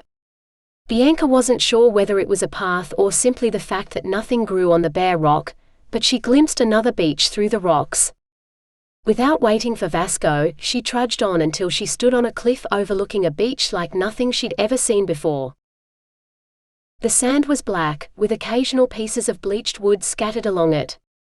Then something moved, exposing a flash of pink and red, before it was hidden from sight once more. One flash was enough. Bianca blinked, her mouth falling open in horror. Deep within her, she felt a scream fighting to escape. 34. When Vasco reached Bianca's side, it was already too late to stop her from seeing the horror no one should ever be subjected to. The corpse-strewn beach had bodies in various states of decay, from scattered bones to a cadaver so fresh the flesh the crows ripped off it was still red and moist. No, not crows, ravens, he corrected himself. He counted a dozen of them picking at the corpse, which still wore the tatters of clothing in a particularly brilliant shade of pink. He knew the expression on her face all too well. Every soldier viewing a battlefield for the first time looked like that. But she was no soldier. Why, the princess had probably never seen blood that was not her own until today. "Princess," he whispered. No response. Her mouth gaped but no sound came out. He prayed she would forgive him for the liberty. Look away. She blinked. Once. Twice. Then she turned and flung herself into his arms, pressing her face against his chest. Sobs shook her body. No. All those men. He eyed the pink-clad body. Women too, I think. One of them wore pink silk. Bianca shook her head violently. No. I remember that tunic. The foolish adventurer who came before you wore that. He's dead, Vasco. Dead because my sisters wanted to go dancing. And if we do not stop it, you will be next. I should have died when the rest of my village was slaughtered. Yet here I stand. We all must die sometime. The words slipped out before he could stop them. She squinted up at him. How can you be so calm? There are dead bodies on that beach. Have you killed so many people that you no longer care when someone dies? Vasco sighed. I do care. In my dreams I see the faces of everyone I knew who has died, while I yet live. Every enemy soldier I have killed. Every brother in arms who died at my side when an enemy sword took them instead of me. Every man, woman and child in my village, whose bodies burned with the village itself. Eudokia, my Dokia, who agreed to meet me one evening by the river. We were betrothed, but the wedding could not come soon enough for us, and there was no privacy in the village. A scouting party found us, too engrossed in each other to notice the men until they were upon us. One knocked me out, and the others. Vasco swallowed, blinking back tears. They left me for dead, and when I woke, they had thrown her body atop mine. She was naked, and they had done unspeakable things to her before they killed her while I lay senseless and useless. I should have saved her. Bianca clapped a hand to her mouth. Ancestors, I am so sorry. That poor girl. What did you do then? I took what little was left in the village of value, and traded it for arms and equipment when I joined the army. I trained hard and vowed to fight for those who still had their homes and their families, because I could not fight for my own. I became a soldier, living only for vengeance, until one day that was not enough. That day I took an arrow in the knee that dwells there still. He shook his head. I should not have let you see this. No woman should see this. Dokia's spirit would never forgive me if I let you and your sisters join this graveyard. I will do anything I have to in order to save you from this fate. As though the creature had heard him, one of the ravens lifted its head and fixed a beady eye on Vasco. The creature appeared to have a band of greyish feathers around its head, like a kind of crown. It made a menacing sound low in its throat. The other birds looked up from their meal, their beaks still red with gore. As one, they turned to stare at Vasco. The menace emanating from them was unmistakable. Bianca, he said softly. Princess, we need to go. One of the birds extended its wings and started to run toward them. Now. Vasco threw his cloak around his shoulders, scooped her up in his arms and ran. Fasten the cloak, he urged her. Then they won't be able to see us. The first bird had made it into the air, and it took advantage of its height to dive at them. Vasco felt claws scrabble at his hood, but they didn't seem to be able to grab a hold of it. Bianca's pale arm rose up, her hand clenched into a fist, and she punched the raven. The bird squawked and fell away, but not without raking its claws over her hand. She didn't cry out. Instead, she brought her bleeding finger to her mouth. Get us to the boat. I'll take care of the birds. Vasco didn't have the breath to argue. His wounded leg screamed at him, but nothing mattered more than keeping Bianca safe. He set her down on the bench, wrapped his cloak around her, and shoved the boat away from the beach. He jumped in, taking a seat on the bench beside her, and plied the oars. Only when they reached open water did she seem to recover a little. She arranged the cloak over them both, tucking herself against his side. The boat might be visible, but they won't see us, she said with quiet confidence. Vasco scanned the sky, but he couldn't see the birds anymore. I think they're gone. Not gone. They just can't find us while we travel unseen. Did you see the crowns on their heads? She sounded so calm. You mean the light-colored feathers? Crowns, she corrected. Each one was slightly different. Just like the ones the princes wore last night. And there were 12 of them. Dark magic clings to them like mist. Those were not normal birds. Ravens are meant to be very intelligent. I have heard tales of wise men who kept them as pets. Perhaps your princes do the same. Vasco didn't believe a word of it. Those ravens were on the beach for the carrion feast, spread across the black sand. Those birds are not pets, she said. They knew you would be their next meal. She swallowed. Vasco, what if those birds are the princes? Carrion crows by day and charming men by night? My sisters are in danger. You must go to the king and tell him. Tell him what you have found. Cursed princes trying to seduce his daughters to their deaths. Take the ring from my finger and take my horse. Ride to the capital. You must. She swallowed again, fighting to keep her eyes open. I will warn my sisters and try to keep them away from the island. You must tell my father. Vasco glanced down. She slumped against him. Asleep or unconscious, he wasn't sure, but it mattered little. However crazy her thoughts sounded, they tallied with his own.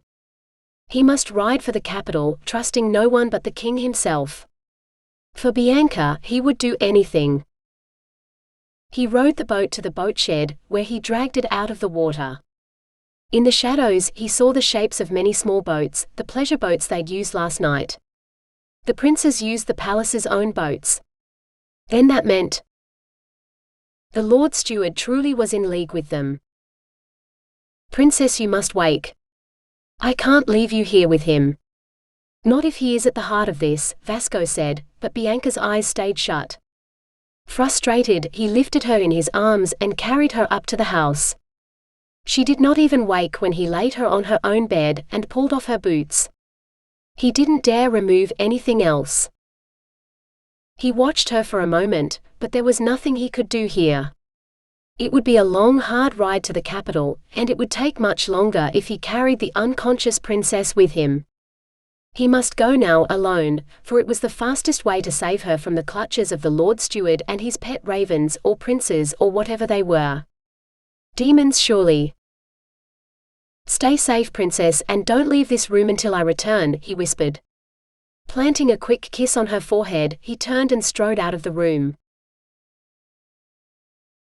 35. You can't go dancing tonight, Bianca insisted for what felt like the 100th time. Her head had started to ache again, but this was too important to wait. When they listened to her, then she could ask the kitchen for some more willow tea to ease the pain. Of course we can and we will, Brenna said smoothly. Don't be silly. Tonight is too important to miss. Tonight we shall be free. Her face glowed. Do you think I should wear the white or the pink? She held up both gowns. Bianca shuddered. White bones and pink silk, as the Raven princes pecked at a bloody corpse that had once been a man. Neither. Don't you see? They will kill us and strip the flesh from our bones. Who will? Melania asked. The cursed princes, of course. By night they look like handsome men, but in truth they are carrion crows. I have seen them, Bianca said. Hazel patted her shoulder. Just a dream, sister. You went to bed when we did, just before dawn, and I shook you awake myself not an hour ago. Whatever you thought you saw, it was a nightmare brought on by too much wine and excitement. Do not drink so much tonight, for you will not want to alarm your new husband on your wedding night. The thought of a wedding night with Vasco sent blood rushing to Bianca's cheeks. But that would not be tonight, surely. He hadn't returned from the capital yet, but he should be there by now. Hopefully telling her father all about the princes and Fa. If all went well, he would return by this time tomorrow, and he'd choose her for his bride, surely. He'd barely noticed the other girls, but he'd watched her so closely he knew she'd stepped on Corbin's feet when they danced. Corbin, wedding, Bianca's memory itched, but she'd had too little sleep to understand what it was trying to tell her. What dress are you wearing tonight? Hazel asked, opening the chest that contained Bianca's clothes. That blue you wore last night was so lovely. Black, Bianca said absently. What other color could she wear when her thoughts were as dark as ravens' wings? Ooh, I love the embroidery on this one.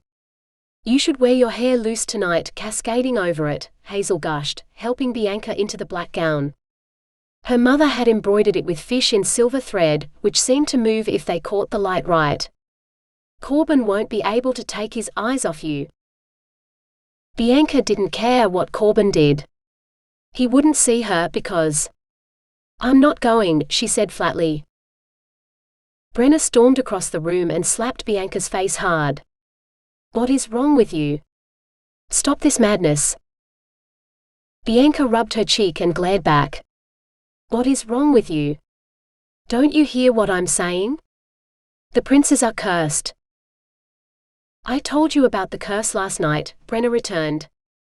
And how it could be broken, which is when you agreed to become Corbin's wife while the rest of us marry his brothers. Together we will break the curse and we will all be free. We will be dead, Bianca insisted. Brenna raised her hand to slap her again, but Bianca caught it this time before the blow could land. You're a fool if you think the princes have any love for us. They only want us to break the curse, and after that, we are expendable. You'll see, Bianca said. I'll go with you to the island tonight. And I'll show you what they truly are. Princes who want to marry us. Nera giggled. Bianca gave up. While her sisters busied themselves about their toilette, she opened the trapdoor and headed down to the beach. She left her torch in a bracket at the bottom of the stairs, preferring to use just the moonlight to make her way to the lake. There was no need to pretend to stumble so that Vasco could catch up tonight. He had all the proof he needed. The fog hadn't engulfed the lake yet, so when she heard a commotion by the boathouse, she could clearly see the little pleasure boats making their way out of it. You fool! You nearly capsized me. For that, you, Ron and Guntram can take the food to the island. Set it up as quickly as you can and hurry back. Our brides will be here soon and everything must be perfect. Bianca recognized Corbin's voice from the previous night, but it hadn't sounded so imperious then. Was he the eldest of the Raven Princes? Had he led the attack against them this morning? Her blood froze in her veins at the thought that she'd let him touch her. A carrion pecking crow. She would not allow him the same liberty tonight. The moment she reached the island, she would take her sisters to the cove full of corpses and show them the prince's handiwork. They might not believe her words, but they would believe their eyes. Better to see a corpse than to become one before your time, she thought grimly. She hid behind a rock as the boat sailed past, headed for the island and the fog bank that only now crept over the lake, as if by some magical command. Yet there was no magic in it. If there was, she would sense it, she was sure of it. The magic around the princes was there, though she'd been too busy to notice it last night. It was less noticeable on them when they were human, more concentrated when they were birds. When the lake returned to its normal glassy calm, showing no sign of the boats that had rippled its surface only moments before, Bianca heard the cheerful chatter of her sisters coming down the stairs to join her. If only they knew what awaited them tonight, but they hadn't listened, so they did not. The boats arrived through the mist once more and they boarded them. Bianca managed to do so without Corbin's assistance, to her delight and his annoyance, though he smoothed his face back into a smile so quickly she almost doubted what she'd seen. You look so beautiful in that gown, it will be a pity to take it off for our wedding night, he said, as he wrapped his hands around his pole and plied it vigorously. The boat set off so abruptly that a wave of water splashed over the side, soaking her shoes. Forgive me, Bianca. I am so eager to make you mine that I forgot myself. She suspected that it was more likely he'd forgotten anything but himself and his own desires, but she forced herself to smile and say nothing. His eagerness got them across the lake in record time. By the time they'd reached the island, the others had only made it halfway. Bianca climbed out of the boat before Corbin could offer his hand, and just as she was congratulating herself on managing to keep him from touching her, she felt his arms close around her waist like the cinch of a saddle. He inhaled deeply as his lips grazed her throat. By all that's holy, you're beautiful. I can scarcely wait to find out what you taste like. Ravens with red-stained beaks, dripping gobbets of flesh. Bianca gave a delicate shudder. He would never taste her, alive or dead. She twisted out of his grasp, bit down hard on her lip, and vanished from sight. 36. For what Vasco knew was the 13th time, though it wouldn't be the last, he said, I already told you. I've come to speak to the king. He offered a reward for anyone who can solve the mystery of the shoes danced to pieces, and I have his answer. But the guards at the palace laughed, taunted him, or bluntly told him they'd heard nothing about any such thing, and that he would never be granted entry to the palace, let alone the king's court. Worse, Vasco knew how crazy he sounded. Were he a guard, he would probably behave much like these men were doing. But that didn't change the fact that Bianca was in danger, and he needed to speak to the king in order to keep her safe. Nothing else mattered. Finally he gusted a huge, sorrowful sigh and thanked the guards for their patience. He trudged across the courtyard and rounded a corner where he figured he'd be out of their line of sight. In a practiced motion he swung his cloak around his shoulders and fastened it, before bringing the hood up over his head. A moment passed and he could see through the thick wool as if it didn't exist, yet he knew he was invisible to everyone else. Kun had used powerful magic when she cast the invisibility spell on this cloak. He wished he'd had a second one to give Bianca, to keep her safe from those raven princes. As it was, he needed to hurry. Time was of the essence. He strode past the guards, then a second set and a third. Though he had never been to the capital before, the king's court was the subject of legend. Everyone knew it was in the highest hall, in the very heart of the palace. So up he went, sweeping past anyone who might have stopped him if they could see him, until he stood at bottom of the steps to the very doors themselves, which swung shut before he could set his foot on the first step. There will be no further audience with the king today. If you have a petition, return tomorrow, a guard in a fancy uniform shouted to the crowd. People grumbled and slowly dispersed. Vasco hesitated for a moment, but the thought of Bianca spurred him on. The king was her father. It was his responsibility, nay, his duty to keep her safe. The king would see him. And if there was no audience, then there would be no one to interrupt him before he told his tale. His knee was stiff from riding and walking so far, so he labored up the steps like an old man. When he reached the top, he had to push against the doors with his whole weight, for they were heavier than he'd thought.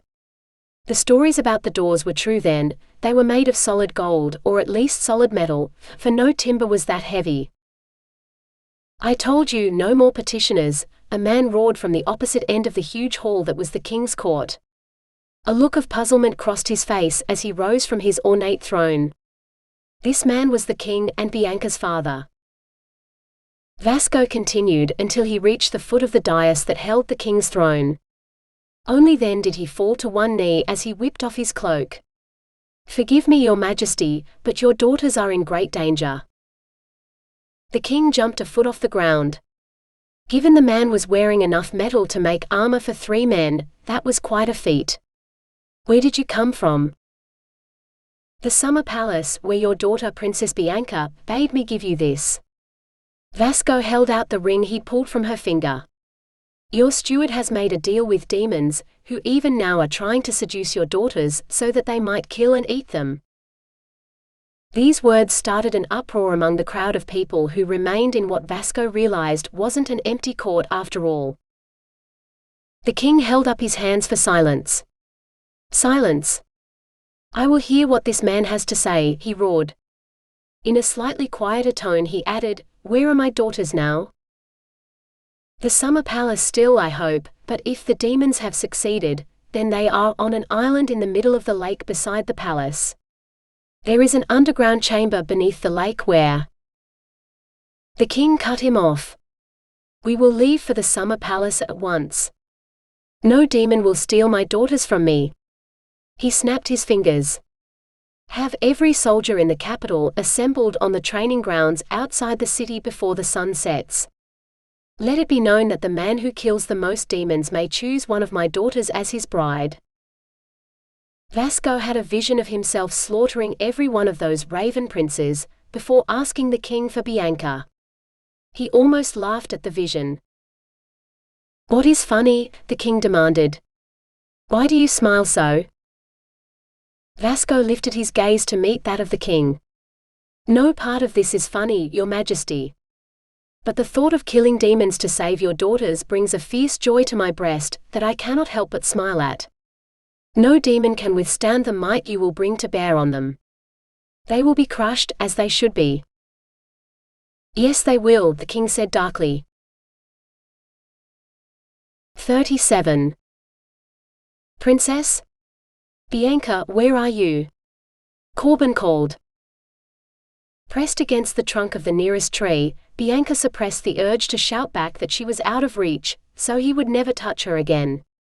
She had first discovered her magical talents when playing hide-and-seek with her sisters. If she stayed still and made no sound, they would never find her. Other boats landed on the beach, spilling out their passengers. Where is Bianca? Hazel asked. I don't know, Carlton said. One moment she was in my arms begging for a kiss, and the next, she was stolen from me. I saw a shadow and then she just disappeared. Whoever took her, I will hunt him down and make him pay. Liar, Bianca thought furiously. Carlton hadn't seen any shadow. With a chill, she realized his anger wasn't directed at some imagined captor, but at her. If he caught her, he intended to make her pay. Never. She can't have left the island, one of the other princes said reasonably. If we spread out and search, we will find her and whoever has taken her. I'll take the princesses to the ballroom, where they will be safe. No need to risk losing anyone else this night, another man said. No. This time the voice was female, Brenner's. She continued, our sister is missing. She knows us and will answer our calls. We can help you search, so that she will be found faster. The sooner she is found, the sooner we will all be married. Bianca wasn't sure whether Brenner or her other sisters knew about her magical abilities. Her mother had insisted she keep it a secret in the harem, but in a place where secrets were the highest form of currency, even the most carefully whispered confidence could be betrayed. A brief argument ensued between Carlton and Brenner, but when the other girls weighed in, the princes were forced to concede. They didn't want to lose all their brides. One was bad enough, but a dozen rebellious princesses spelled disaster for their plot. Bianca couldn't have planned this better if she'd tried. If only she had a plan at all. Fiacre, you search the ballroom. Cormac and Guntram take the west thicket. Raven and Ron. Carlton divided them into 6 search parties that set off across the island. That left just him and Bianca on the beach. Where are you, princess? He whispered. I know you can't have gone far. You are dressed for a ball, not a walk in the woods. It will go easier if you show yourself. The longer I have to hunt for you, the worse it will be for you when I do find you. And I will. Of all my brothers, I have always been the best hunter. It is fitting that the curse that began with a hunt will end with the best one of all, for the sweetest quarry in the world is a woman.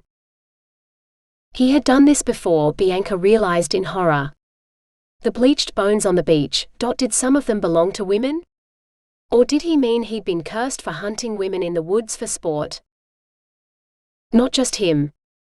His brothers too. For they were all cursed, not just him. She couldn't let him find her. She would die as would all her sisters, and no one would ever know how it had happened. The princes could kill again, and there would be no one to stop them. Why hadn't her magic included fireballs or the ability to kill just by looking at someone? Then she could fight and defend her sisters, ending these wicked princes forever. Not hug trees and hide, which is all she could do with her invisibility. If she weren't so clumsy, she might have moved to a better spot, but all it would take was one sound and Carlton would know where she was, invisible or not. A shrill scream ripped through the air before a second joined it. 2 of her sisters had found the black beach, Bianca guessed.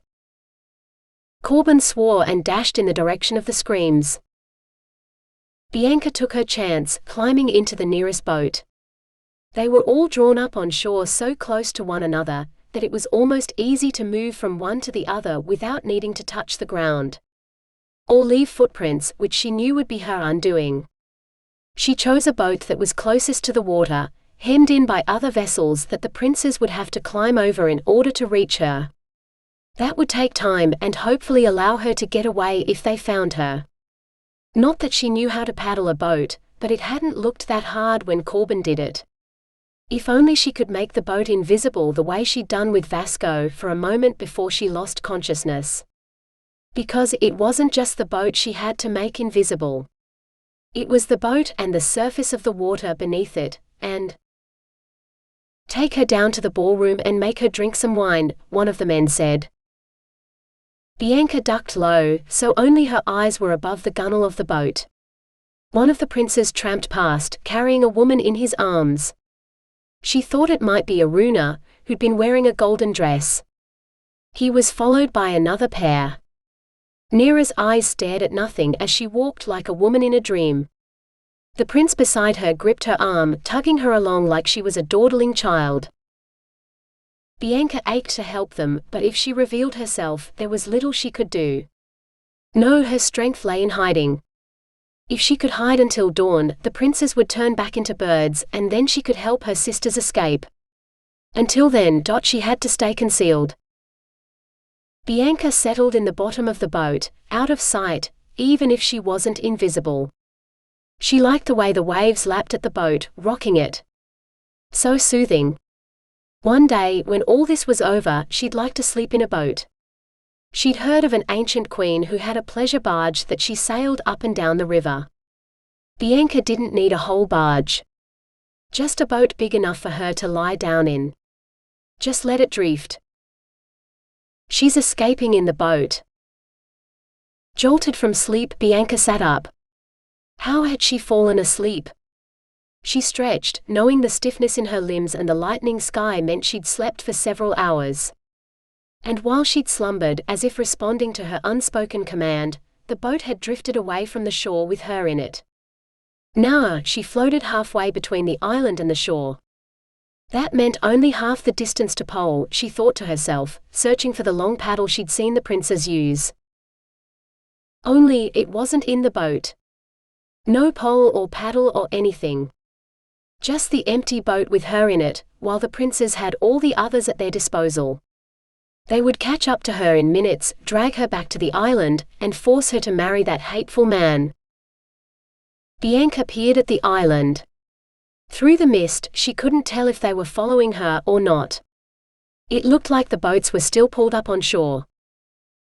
The sun peaked above the horizon, blinding her as it turned the mist into blazing gold. Then out of the mist flew a murder of crows. 38. The king maintained a slow but steady pace that drove Vasco mad. Every moment Bianca could be in more danger, yet the king seemed to be in no hurry. More than once Vasco found himself drifting off to sleep, but he knew he could not. Bianca depended on him to bring help, and he would.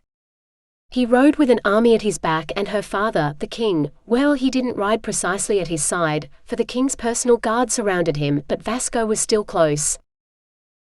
Finally, Vasco started to recognize the trees along the way.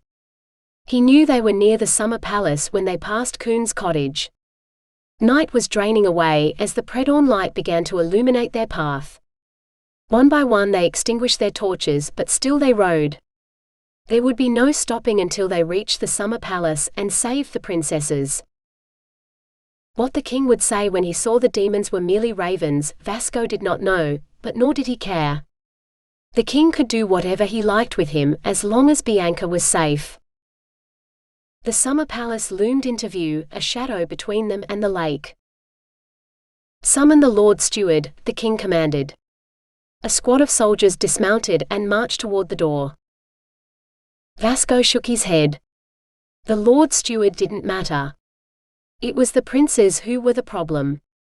"They will be on the lake," he said, directing his horse on a different path that led to the beach, or so he thought. Instead, he emerged beside the deserted archery range. A single boat drifted into view, ominously empty. Vasco heard shouts, but he wasn't sure whether they came from the island or the army behind him. He didn't care. A chill breeze rippled the water of the lake, sending the boat in a lazy circle. Shivering, Vasco pulled his cloak around him. He glimpsed movement and then a figure rose from the boat. Though he could only see her head and shoulders, he would know Bianca's pale hair anywhere. She was alive and unharmed. He was not too late. Dawn kissed the horizon, setting her hair ablaze and turning the mist behind her into a glorious halo. Yet in the light, there were shadows. First one, then two, then a dozen crows came flying out of the mist, arrowing straight for her. No. Vasco reached for his bow and strung it like a man in a dream. Knock, draw, aim, loose, the wind seemed to whisper, and he obeyed like the good soldier he was. That's impossible. It must be 500 feet. No one can shoot that far. Why is he shooting birds on an empty boat? Vasco paid no heed to the men behind him. His first arrow hit its target, a bird extending its talons toward Bianca's face. The bird flipped over and over before landing in the water with a splash. All at once, a great wind ruffled the water, making it rise up in waves that carried the boat away from the stricken bird. The ravens converged on their injured fellow, hiding it from sight for a moment before they rose up in one flock, flying over the lake and away across the forest. The body of the bird Vasco had shot had vanished. Vasco paid no attention to the birds. His gaze was fixed on the boat making its way steadily to shore. It grounded on the bank just below him and he ran to meet it, catching the edge of it, so that the boat would not drift away again, no matter how the waves sucked at it. Huddled in the bottom, her arms covered with cuts as they shielded her head, was Bianca. Gently Vasco reached for her, wrapping her in his cloak as he lifted her from the boat. "You're safe, princess," he murmured. Bianca blinked. "Vasco?" She bit her lip, then seemed to shimmer like sun on the water. "He has one of the princesses." She was hiding in the boat. A great shout went up, carried by a multitude of throats. "But where are the others?" "Underground." Bianca cleared her throat, then tried again, louder this time. "They are in a chamber under the island. They needed all of us to break the curse. But they didn't get me. I'll show you where they are." Vasco's arms tightened around her. "No. I will show them. You will stay here in the palace, safe under your father's care." There were few men he trusted, but the king was Bianca's father. If anyone could keep her safe, he could.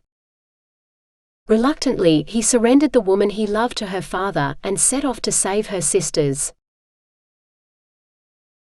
39. By the time the sun had burned away the mist, Bianca stood with her sisters beside the archery range. No other space was big enough to hold all of the warriors the king had brought with him. She'd never seen so many men in one place, but she had eyes only for one. Vasco stood beside the king, looking as tired as she felt, but none of that mattered. Sleep could wait, for her future hung in the balance. Hers and Vasco's. Fa lay at her father's feet in chains, shouting about liars and traitors and all manner of insults that Bianca had never heard of, but they evidently offended someone, because one of the men guarding him pounded him with the butt of his spear until the steward fell silent. "You spoke of demons, but my men have found none. My steward says you imprisoned my daughters, but you insist upon blaming these demons." "I will have the truth," the king boomed. Brenna stumbled forward. Her pink dress was smudged with black, as though she had fallen on the black beach. "The demons looked like men, claiming to be handsome princes who were our rightful bridegrooms, but they were beset by a terrible curse. By night they danced and laughed and seduced us with lies. And by day, they turned into great black birds that ate corpses. I saw the bodies of those they had killed. And I saw with my own eyes as the sun rose, the men turned into birds and flew away." "And what of this man?" The king pointed at Vasco. Brenna shrugged. "He is some fool the Lord Steward employed to amuse us at dinner." The king began to laugh. "A fool who sees true while my own daughters are foolish enough to fall for the lies told by demons?" "Not all your daughters, sire. One fought them and very nearly escaped too. Vasco smiled at Bianca. Perhaps I am a fool, but I was once a soldier. And I would defend your daughters with my life, even from demons. A soldier who shot one of the demons too. Where is the monster's body? The king asked. It seems the demons took the body with them when they left, Your Majesty, one of his personal guards said. We saw the bird fall, but they gathered it up. Perhaps they are cannibals. Bianca's stomach churned. She did not want to think of the prince's eating habits. She would have nightmares about blood-smeared beaks until the day she died. Fa started shouting about liars and traitors and whores. The king unsheathed his sword and set it at the bastard's throat. You dare to call my daughters whores? You, a lying traitor who sold them to demons? A pained gurgle was the last sound Fa made before the king silenced him forever. Bianca turned her eyes away from the blood staining the sand. She had seen enough blood and death to last her a lifetime. So after punishments we come to rewards. It seems I owe you a reward, soldier. You saved my daughters' lives, yet the demons were allowed to escape. What will stop them from returning? The king asked.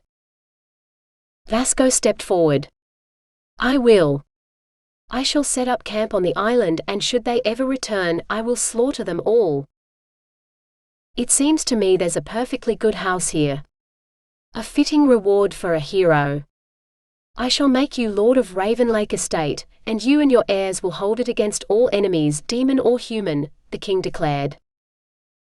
Vasco's mouth dropped open. Bianca almost laughed. Had he truly meant to camp on the island? It was Bianca's turn to step forward. That is not enough. He deserves more reward than just the house. He came to the summer palace to solve a mystery. You promised that anyone who could discover where the princesses went at night and dance their shoes to pieces might have both the house and a bride. The king stared at her.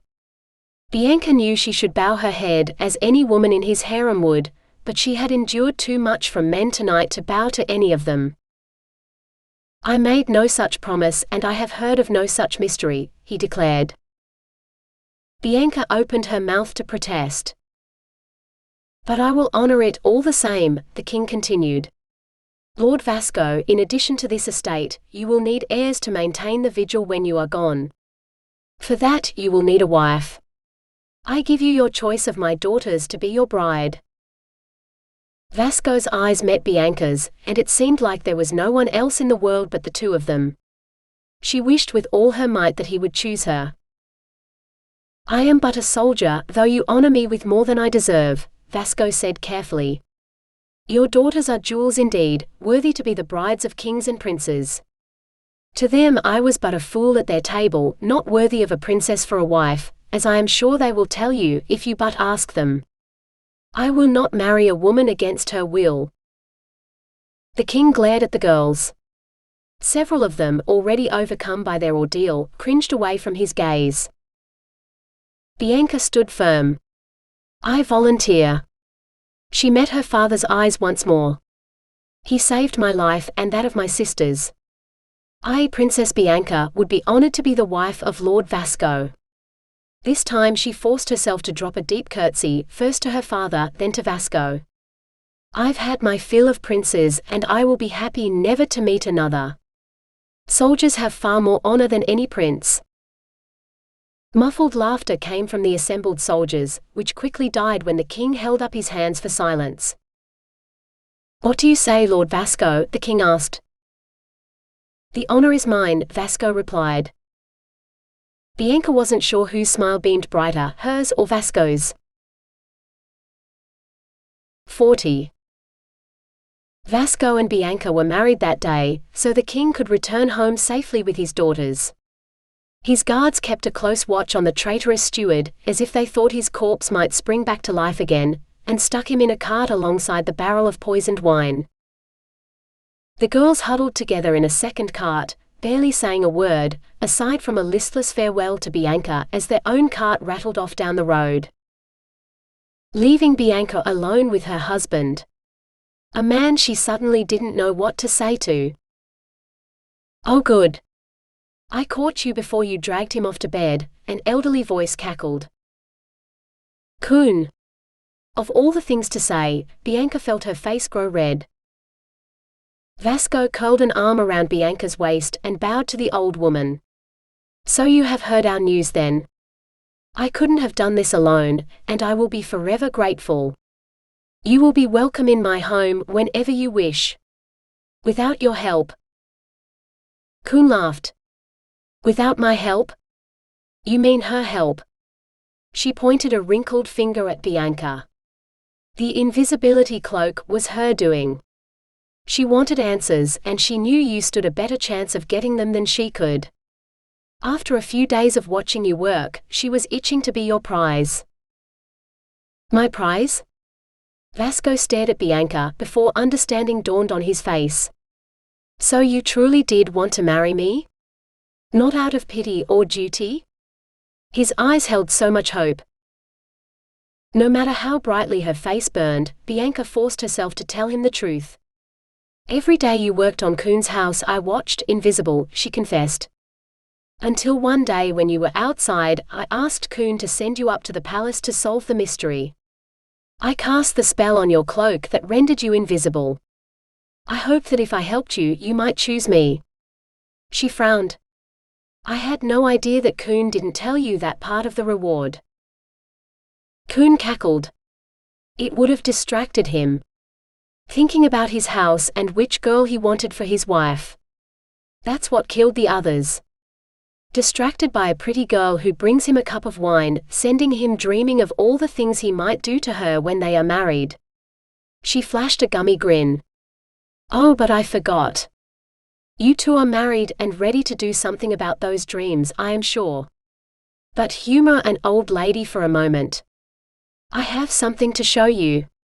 She led them through the house to the room where the girls had once slept, now home to their discarded finery that would have to be sent up to the capital after them. The trapdoor creaked open, moving without anyone touching the lever that normally worked the mechanism. "How did you?" Bianca began, but Coon waved her into silence, beckoning them to follow her down the steps. Swallowing, Bianca did as she was bidden. It was daylight now, and there were no raven princes to attack or attempt to seduce her, but she couldn't suppress the thought that last night she'd almost. Vasco's arms wrapped reassuringly around her waist as if he could read her thoughts. "Don't you worry at all. If those accursed birds come anywhere near us again, I will pepper them so full of arrows, they'll look like they've grown a second set of feathers. I might not be accustomed to owning lands and being the lord responsible for them, but I have plenty of experience in defending them. I promise to keep you safe, Bianca, and I will." She relaxed into his embrace, for she believed every word. And it felt good to be in his arms, his hard body pressed against hers, his breath on her neck. She wanted to turn around, take him back up the steps and do all the things married women did to the husband they loved. Maybe even let him do some things to her too. "I don't have all day," Coon said. "You have all night to get naked, and the rest of your lives to work out what to do with each other. Can't an old lady ask for a few minutes of your time?" Red-faced once more, Bianca continued down the steps with Vasco not far behind. Coon led them down the path to the lake. Bianca didn't feel self-conscious at all as she grabbed Vasco's hand. After last night, she never wanted to walk this way alone. He squeezed her fingers gently and limped on at her side. They reached the spot where Vasco had tripped that first night, almost giving himself away, and Coon stopped. "This is it," she muttered, biting down on her lip. She waved her hands, an intense look of concentration on her face as she stared at the pile of rocks. To Bianca's surprise, the topmost boulder rolled down, settling to the side of the road. The pile that had stretched higher than Bianca's head now arranged themselves in a rough ring. Around them, a small stream of water trickled, which had been hidden by the rocks before. As she watched, one of the tall narrow stones toppled over, forming a natural drawbridge across the stream into the small fort. Coon settled on a rock by the side of the path, a satisfied look on her face. Go in and see. When Bianca hesitated, Vasco stepped forward. A heartbeat later, she followed. Inside the stone circle was a pool, which was rapidly filling with water. Water that sent up wisps of mist or steam. Magic, surely. It's a hot spring, Kun said. The earth has spots like this around, and if I'd left it alone, this one might have built enough pressure to blow some of the rocks off one day. Maybe not this week, but when your children take over the estate. Or their children. If you ever get around to having any. I have heard of places like this, Vasco said slowly. They say the hot water works miracles. Healing old wounds, taking away stiffness and pain. Yes, Kun said. It relaxes you too. Consider it a wedding present to the two of you. She bit her lip again. Which reminds me, seeing as that new cloak was really a gift from your new bride, I still owe you a bonus for the service you did me. She bent over before Vasco and made a mysterious gesture with her hand beside his injured leg. Vasco gave a cry of pain and Bianca's heart leapt into her throat. What did you do to him? Bianca demanded. Kun turned her hand palm up. Nestled among the wrinkles was a barbed arrowhead, glistening with blood. Vasco's blood, judging by the way he clutched at his knee. I am no healer, for my talents lie with the earth. Yet what is metal but the bones of earth? Without the arrowhead buried in your knee, your body should heal itself. You may lose that limp and have no need to lean on your lady as you do now. Vasco straightened. He stayed that way for barely a moment before Bianca managed to get under his shoulder, to take some of his weight off his injured leg again. I am his support as much as he is mine, Bianca declared. A little pain wouldn't stop me from protecting my princess, Vasco added, gazing into Bianca's eyes. It seemed she stood with him in the underwater ballroom again, drawn to one another like moths to the same flame. Yet Vasco's eyes seemed to burn when he gazed at her, in a way that kindled a strange heat in Bianca's chest. Vasco, she breathed, reaching a hand up to his cheek. He pulled her hard against him and kissed her. The fire in her heart blazed, shooting down to curl at her toes. It could burn her to cinders and she wouldn't care, as long as Vasco didn't stop kissing her. Several minutes later, Kun's coughing became too alarming to ignore, and they broke off their kiss to stare at the old woman. Now I have other things to take care of. Kun straightened, and it seemed to Bianca that she stood taller all of a sudden. Her hair darkened too, so that instead of white with strands of black, her hair now looked as sleek as a raven's wing. When she turned around, Bianca barely recognized her. Why, Kun looked younger than her own mother, not much older than Bianca herself. This strange young Kun laughed, her voice rich and full without any of the tremors of old age. Did you truly think me just some weak witch girl, like your queen? I am an enchantress, gifted in elemental magic, though my affinity has always been with the earth. At the queen's request, for she is my goddaughter, for good or ill, I kept those princes prisoner here. I fed them those foolish enough to fall under their spell, or the spell of greed, in the case of those silly boys who saw an easy way to win a wife and property. But they have flown, and my vigil is ended. So, while I thank you for your kind invitation, I will not accept your hospitality at this time. I am needed elsewhere. Perhaps we will meet again, far into the future. My best wishes for your health and happiness, both of you, because I think you two truly have a good chance of living happily ever after. With that, she traced a fiery circle in the air, stepped through it and vanished. 41. Bianca stared after Kun, barely believing her eyes. Then Vasco's arm snaked around her waist, and she could think of no one else but her husband. She turned around. Kiss me again, just like the first time. The moment his lips touched hers, desire ignited her whole body once more, and she was surprised to hear her own voice moaning in pleasure. He broke for breath and grinned at her. You taste of paradise, princess. But you are wearing too many clothes for my liking. He tugged at the lacing of her gown, which had somehow come undone as they kissed. She glanced around. We should go inside for that. He laughed. Why? It would be a shame not to use Mistress Coon's wedding gift. And for that, you must be naked. The hot spring. How had she forgotten? Vasco stripped off his own clothes, laying them on a rock, then stepped into the pool. Just as she remembered it, his body was all muscle. Once again she couldn't help staring. You may come and touch me instead of just looking if you take your clothes off, he teased. Her mouth suddenly seemed dry as she fumbled to finish unlacing her gown. She laid it beside his clothes and stood before him only in her shift. But what if someone sees us? Out here naked like this, she asked. He laughed. Then you will use your magic to make us invisible. Or I will tell them to go away. This is our estate now, and I am the lord here. Lord Vasco. She liked the sound of it. Bianca dropped a curtsy, flaring out the hem of her shift. My lord, she said, pulling the shift off entirely. Now she found Vasco's eyes on her, devouring her like a starving man might with his first meal. Yet in his eyes such hunger only inflamed her own. She stepped cautiously into the water, which now reached just past her knees. Vasco settled on a natural stone ledge that seemed a perfectly formed seat for two. He patted the place beside him. Come sit with me, princess. I want you close enough to kiss. But Bianca wanted more than a kiss.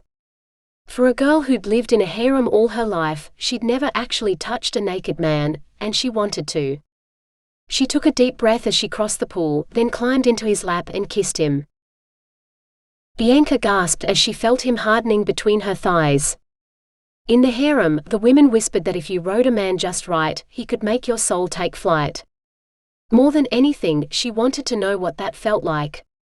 She'd tried it on one of the statues in the palace once, but all she'd experienced was pain as she left a smear of blood on the statue's nethers. She hadn't wanted to try again, but with a living, breathing man between her thighs who could turn her whole body to flame with a kiss, she knew it would be different. She rocked against him, and Vasco groaned. Perhaps they could fly together. She reached down and guided him inside her as she rocked again. One moment she was empty and aching for him, and the next she was so full of the hard heat of him that she could scarcely breathe. All she knew was she did not want to stop. More, she gasped. Bianca B, he groaned. I do not wish to hurt you. This is your first time. Perhaps we should. You're not hurting me. I want more, she insisted. When still he hesitated, she opened her thighs wider, sliding down his shaft until her knees touched the stone beneath him. She cried out as he filled her completely, reveling in the sheer pleasure of having him inside her as she rode him to heights of pleasure she had only dreamed of before. All at once he shuddered into stillness, her name on his lips until she kissed him. Then there was silence, except for their shared breathing and the bubbling of the spring around them. The water had reached her breasts, buoying them up before her. Vasco stared at her in wonderment. I feel like a king. No man could ask for more. Bianca laughed. Ah, but I am just a princess. As long as you are my husband, I will always want more. And I shall always give you what you desire, though perhaps not right away. Vasco kissed her again, long and lovingly, setting the pattern for the first of many nights in their long lives together. This has been Revel. 12 Dancing Princesses Retold. A tale from the Romance, a Medieval Fairytale series. Written by Demelza Carlton. Autonarrated by AI Charlotte from Google.